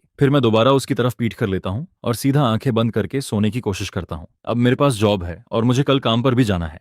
मेरे पास इतना टाइम नहीं है कि मैं उसके साथ बैठकर इन बेकार बातों को क्लियर करूं। वैसे भी इन सब बातों के बारे में सोचने से सिर्फ मैं अंदर ही अंदर परेशान होता हूं और मेरा मूड और खराब होता है। मैं अब बस आगे देखना चाहता हूं, पीछे कभी नहीं। ये सोचते सोचते मैं जल्दी सो जाता हूं। लेकिन दूसरी तरफ यान रोशु मेरी इस बेरुखी से पूरी तरह फ्रीज हो जाती है। वो पूरी रात बेड पर चुपचाप पड़ी रहती है और पहली बार उसे यह डाउट होने लगता है कि उसने जो चॉइस की थी वो सही थी या नहीं। उसी टाइम मो युनश्यू, जिसे मो युनकिंग और उसकी बाकी 2 बहनों ने खुद एयरपोर्ट से पिक किया था, घर पहुंचते ही हवा की तरह लिविंग रूम में घुसता है, जिस पर वो सीधा अपने मॉम और डैड को गले लगा लेता है। यह देखकर म्यू फैमिली के मॉम डैड तुरंत खुश हो जाते हैं और कहते हैं, अरे युनशु वापस आ गया, आओ जल्दी बैठो, पहले जूस पी लो। जिस पर मो युनशु मुस्कुराकर कहता है, thank you mom, thank you dad. फिर वो पूरे फैमिली के बीच बैठ जाता है। उसकी 3 बहनें भी उसके पास बैठ जाती हैं। वो धीरे धीरे जूस के 2 सिप लेता है और फिर अपने पेरेंट्स की तरफ देखकर कहता है, मॉम डैड, बड़ी बहन ने कहा कि भाई को एमनीजिया हो गया है। यह सुनते ही मुंह फादर का चेहरा उतर जाता है और वो जोर से नाक से सांस छोड़ते हैं। मुंह मदर का चेहरा भी तुरंत खराब हो जाता है। साफ दिख रहा था कि उन्हें हॉस्पिटल वाला दिन अब भी याद है, जब मैं वार्ड में उनसे बहुत ठंडे तरीके से मिला था। जिस पर म्यू मदर गुस्से में कहती हैं, यह कोई टीवी सीरियल नहीं चल रहा है, बस एक छोटा सा कार एक्सीडेंट हुआ था। मैंने डॉक्टर से पूछा भी था, उसने कहा था कि बस हल्का कॉन्फ्यूजन है। फिर मेमोरी कैसे जा सकती है? मुझे तो लगता है कि वो सिर्फ ड्रामा कर रहा है। ताकि यान रोशु का अटेंशन उसे मिले। यह सुनकर मो युनशु का एक्सप्रेशन थोड़ा बदल जाता है, क्योंकि हॉस्पिटल वाले दिन के बाद से वो कई रातों से ठीक से सोया नहीं था। उसके दिमाग में बार बार यही चल रहा था कि शायद मैं उसकी नकल कर रहा हूँ, क्योंकि हर बार जब भी वो कहता था कि उसकी तबीयत खराब है, यान रोशु तुरंत उसके पास पहुंच जाती थी। और अब शायद मैं भी वही कर रहा था, जिस पर मुझे युनशु की आंखों में हल्की ठंडक आ जाती है। फिर वो धीरे से कहता है, वो सिर्फ अनकंफर्टेबल होने की एक्टिंग नहीं कर रहा होगा, वरना यान र्यूशु मो युनचेंग को छोड़कर मुझे देखने क्यों आती। जैसे ही यान र्यूशु का नाम आता है, मो फैमिली की दूसरी बेटी मो युनशुई गुस्से से भर जाती है। फिर वो कहती है, यह यान र्यूशु भी ना सच में अंधी है। हमारे युनशु जैसा अच्छा आदमी उसे नहीं चाहिए, और पूरे दिन उस मो युनचेंग के पीछे घूमती रहती है। फिर वो और गुस्से में कहती है, अगर मो युनचेंग ने यूनिशु की पसंद छीनकर उससे शादी नहीं की होती तो यूनिशु डिप्रेशन में जाता क्या, हर बात पर सुसाइड करने की सोचता क्या। इसके बाद तीसरी बहन भी बोल पड़ती है, और यान रोशु भी कम नहीं है। वो भूल गई कि रूफटॉप पर चढ़कर उसे बचाने कौन गया था। उस टाइम युनशु की तबीयत खुद कितनी खराब थी, फिर भी वो हर दिन उसके वार्ड में जाता था, उससे बात करता था, उसे ड्राइंग सिखाता था। फिर वो गुस्से में कहती है, इतना सब करने के बाद भी उसने यूनिशु को छोड़कर मुटे युनचेंग को चुन लिया। सच में उसका कॉन्शियस तो जैसे मर चुका है। जिस पर मोती यूनिशु तुरंत अपनी आंखें नीचे कर लेता है। उसकी आंखें धीरे धीरे लाल हो जाती हैं, जैसे उसके साथ बहुत बड़ा अन्याय हुआ हो। फिर वो धीरे से कहता है, second sister, third sister, please ऐसा मत कहो। यह देखकर मू फादर का दिल और पिघल जाता है। वो तुरंत कहते हैं, ठीक है, अब और मत बोलो, यूनिशु के जख्मों पर नमक मत छिड़को। फिर वो गुस्से में कहते हैं, यह सब मुझ युनचेंग की गलती है। उसने पहले यूनिशु का हक छीना, फिर उसकी पसंद की लड़की भी छीन ली, और वो यान रूह्यू भी पागल है। इतने अच्छे यूनिशु को छोड़कर मुकिरिशी युनचेंग को चुन लिया। फिर वो गुस्से में कहते हैं, देखो उसने हमारे यूनिशु को कितना हर्ट किया है। जिस पर मुखी युनकिंग अचानक बोल पड़ती है, आप लोगों ने आज का हॉट सर्च नहीं देखा क्या? जब वो एयरपोर्ट से मोटे युनशु को लेने गई थी, तब उसने रास्ते में मोबाइल चलाया था। उसी टाइम उसने हॉट सर्च में मेरा नाम देख लिया था। फिर उसने कमेंट्स पढ़े और उसे पता चला कि मैं जियांग फैमिली की रियल एस्टेट कंपनी में काम कर रहा हूँ, क्योंकि यान फैमिली के प्रेसिडेंट का हस्बैंड उनकी कंपनी में एक आम एम्प्लॉय बनकर काम कर रहा था। इसलिए बात सीधा हॉट सर्च पर पहुंच गई थी। लेकिन मैं युनकिंग को छोड़कर बाकी मू फैमिली को अभी तक यह बात नहीं पता थी। जिस पर मू युनशु धीरे से पूछता है, बिग सिस्टर कौन सा हॉट सर्च? फिर मो युनकिंग उसकी तरफ देखकर कहती है, मो युनचेंग हॉस्पिटल से डिस्चार्ज होने के बाद जियांगमो के अंकल की रियल एस्टेट कंपनी में जॉब कर रहा है, और वो वहां एक सेल्समैन बना हुआ है। जैसे ही यह बात खत्म होती है, वो फैमिली के मॉम डैड के चेहरे तुरंत काले पड़ जाते हैं। मो फादर गुस्से से बस भारी सांस लेते रहते हैं। उन्हें ऐसा लग रहा था जैसे मैंने उनकी पूरी इज्जत मिट्टी में मिला दी हो, क्योंकि मैं अब जियांग फैमिली की रियल एस्टेट कंपनी में काम कर रहा था, और वो भी एक सेल्समैन बनकर। जिस पर मुझे मदर गुस्से में कहती हैं, मैंने पहले ही कहा था उसका सरनेम जियांग वालों के साथ ज्यादा मिक्स हो रहा है तो जरूर कुछ ना कुछ गड़बड़ करेगा। फिर वो और गुस्से में कहती हैं, इतने बड़े घर का बेटा होकर वो जाकर घर बेच रहा है। सच में बहुत नाम रोशन किया है उसने। यह सब सुनकर मो युनशु कुछ देर तक चुपचाप सोचता रहता है। फिर वो धीरे से कहता है, मॉम डैड क्या भाई के पास पैसे नहीं है? उसकी यह बात सुनते ही कमरे में अचानक सन्नाटा छा जाता है, क्योंकि अगर यान ग्रुप की प्रेसिडेंट का हस्बैंड बाहर जाकर सेल्समैन की जॉब कर रहा है तो ये बात खुद में बहुत बड़ी जोक लगती है। मोयुनिशु को पूरा यकीन था कि मैं जॉब सिर्फ इसलिए कर रहा हूँ क्योंकि मेरे पास पैसे नहीं बचे हैं, और जैसे ही वो ये बोलता है, म्यू फादर और उसकी तीनों बहनों के चेहरे एक साथ बदल जाते हैं, क्योंकि वो सब समझ जाते हैं कि मोयुनिशु क्या कहना चाहता है। यानी यान रोशु मुझे जो लिविंग एक्सपेंसेस देती थी वो शायद मुझे पूरे नहीं मिलते थे, और अब मेरे पास पैसे नहीं बचे, इसलिए मुझे खुद बाहर निकलकर काम करना पड़ रहा है। काफी देर बाद मो मदर धीरे से कहती हैं, अगर उसके पास पैसे नहीं थे तो वो घर वालों से कह नहीं सकता था क्या? जाकर घर बेचने लगा। सच में बहुत समझदार है। वो हमेशा कार्ड्स खेलता था और पैसे हार जाता था, और उसे सच में लगता था कि मेरे पैसे हवा से आते हैं। किसी को क्या पता था कि यान रोशु मुझे जो पैसे देती थी वो बिल्कुल भी अनलिमिटेड नहीं थे। यह सुनकर मुतोरी युनशु की आंखों में एक चमक आती है, और फिर वो तुरंत मो फादर का हाथ पकड़ लेता है। फिर वो कहता है, भले ही मैं और भाई एक ही लड़की को पसंद करते हैं, लेकिन आखिर हम भाई हैं। अब अगर उसके पास पैसे नहीं हैं और वो घर बेचने तक पहुंच गया है तो हमें उसकी हेल्प करनी चाहिए। जिस पर म्यू फादर ठंडी सांस लेते हैं, लेकिन इस बार वो कुछ बुरा नहीं कहते। फिर मो युनशु अपनी बहनों की तरफ देखकर मुस्कुराता है और कहता है, सिस्टर्स चलो हम सब मिलकर भाई को समझाते हैं। इसके बाद वो फिर से कहता है, अगर भाई के पास सच में पैसे नहीं हैं तो हम पहले उसे पैसे दे देते हैं। हम सिस्टर यान की भी इंसल्ट नहीं होने दे सकते, और ना ही आउटसाइडर्स को यह लगने देना चाहिए कि हम अपने भाई के साथ अच्छा बिहेव नहीं करते। जिस पर मुंह से मदर तुरंत सिर हिलाती हैं और कहती हैं, बिल्कुल सही। अब मुझ फैमिली और यान फैमिली का नाम एक साथ जुड़ा हुआ है। हमारे और उसके बीच जो भी है वो बाहर वालों को जोक नहीं लगना चाहिए। फिर वो तुरंत खड़ी हो जाती हैं और कहती हैं, युनशु सही कह रहा है, चलो अभी चलते हैं उस रियल एस्टेट कंपनी में और मो युनचेंग को वापस लेकर आते हैं। जब पूरा फैमिली उसकी बात मान लेता है तब मो युनशु के होंठों पर एक हल्की सी मुस्कान आ जाती है, क्योंकि पहले भी मैं हमेशा उसकी बात मान जाता था और अब तो मुझे कुछ याद भी नहीं है। लेकिन इस वक्त उसे सबसे ज्यादा यही जानना था कि क्या मुझे सच में एमनेशिया हुआ है। दूसरी तरफ मेरे जॉब का पहला दिन सरप्राइजिंगली बहुत बिजी था। ये जिंगहुआयुआन प्रोजेक्ट बीजिंग के बाहर वाले एरिया में था। जियांगमो ने इसमें बहुत पैसे लगाए थे, लेकिन अब तक बस 3 घर बिके थे। लेकिन आज सुबह सेल्स ऑफिस के बाहर इतनी भीड़ थी कि सब हैरान रह गए। डोर खुलते ही लोग अंदर आने लगते हैं, जिस पर वहां के एम्प्लॉयज की खुशी का ठिकाना नहीं रहता। सबको लग रहा था कि यह सब इसलिए हो रहा है क्योंकि यान फैमिली के हस्बैंड यहाँ जॉब कर रहे हैं और प्रोजेक्ट हॉट सर्च पर आ गया है। मुझे भी पता था कि जियांग फैमिली की real estate company hot search पर आ गई है, लेकिन मुझे यकीन नहीं था कि सिर्फ एक हॉट सर्च की वजह से इतने लोग सच में घर खरीदने आ जाएंगे। पहले मुझे लगा कि वो सब सिर्फ तमाशा देखने आए हैं, लेकिन फिर 3 लोगों ने सीधे एडवांस जमा कर दिया। और सबसे बड़ी बात, वो तीनों ऐसे फदर्स थे जिनके छोटे छोटे बच्चे थे। यह देखकर मैं खुद को रोक नहीं पाता और उन्हें समझाने लगता हूँ। मैं कहता हूँ, यह बीजिंग के बाहर का एरिया है और हाउस अभी रेडी भी नहीं हुआ है। आपको अपने बच्चों के स्कूल के बारे में पहले से सोच लेना चाहिए। मैं पैसे कमाना चाहता था, लेकिन मैं ऐसे लोगों से पैसे नहीं कमाना चाहता था जो पहली नजर में ही बहुत सिंपल लग रहे थे। इसलिए मैं उन्हें समझाता हूं कि सिर्फ हॉट सर्च देखकर जल्दी फैसला मत कीजिए। लेकिन तभी उनमें से एक आदमी जो करीब 30 साल का था, एक्साइटेड होकर कहता है, हमने तो अपने बच्चों के लिए ही पैसे उधार लेकर डिपॉजिट दिया है। फिर वो आदमी, जिसे सब ब्रदर झांग बुला रहे थे, मुझे समझाता है, मेरा एक क्लासमेट यान ग्रुप में असिस्टेंट है। उसने बताया कि यान ग्रुप जिनहुआयुआन के पास एक पब्लिक प्राइमरी स्कूल बनाने वाला है। फिर वो कहता है 2 साल के अंदर स्कूल बन जाएगा, उसके बाद ये पूरा एरिया स्कूल डिस्ट्रिक्ट बन जाएगा। यह सुनकर मैं एक गहरी सांस लेता हूँ, फिर खुद को काम करके कहता हूँ, सॉरी मुझे पहले एक कॉल करनी होगी। इसके बाद मैं पैंटी में चला जाता हूँ और यान रोशु को कॉल करने की सोचता हूँ, लेकिन तभी मुझे याद आता है कि उसका नंबर अभी भी मेरे ब्लैकलिस्ट में है, जिस पर मैं पहले उसे ब्लैकलिस्ट से बाहर निकालता हूँ और फिर उसे कॉल करता हूँ। उसी टाइम यान रोशु मीटिंग में बैठी होती है। पूरा कॉन्फ्रेंस रूम बिल्कुल शांत होता है, लेकिन तभी उसका फोन अचानक बज उठता है, जिस पर वो एकदम से चौंक जाती है, क्योंकि यह उसका पर्सनल फोन था जो हमेशा ऑन रहता था, लेकिन उसमें सिर्फ एक ही कॉन्टैक्ट सेव था और वो कॉन्टैक्ट मेरा था। इसके बाद वो तुरंत मीटिंग छोड़कर ऑफिस में चली जाती है। उसके हाथ हल्के से कांप रहे होते हैं। फिर वो जल्दी से कॉल उठाती है, युनचेंग। उसकी आवाज हल्की सी कांप रही होती है, जिस पर मैं सीधा पूछता हूँ, यान रोशु, सेल्स ऑफिस में जो कुछ हो रहा है, क्या वो तुम्हारी तरफ से कंपेंसेशन है? मुझे पिछली रात का झगड़ा याद आता है। मैंने उससे कहा था कि उसकी और मुटे युनशु की वजह से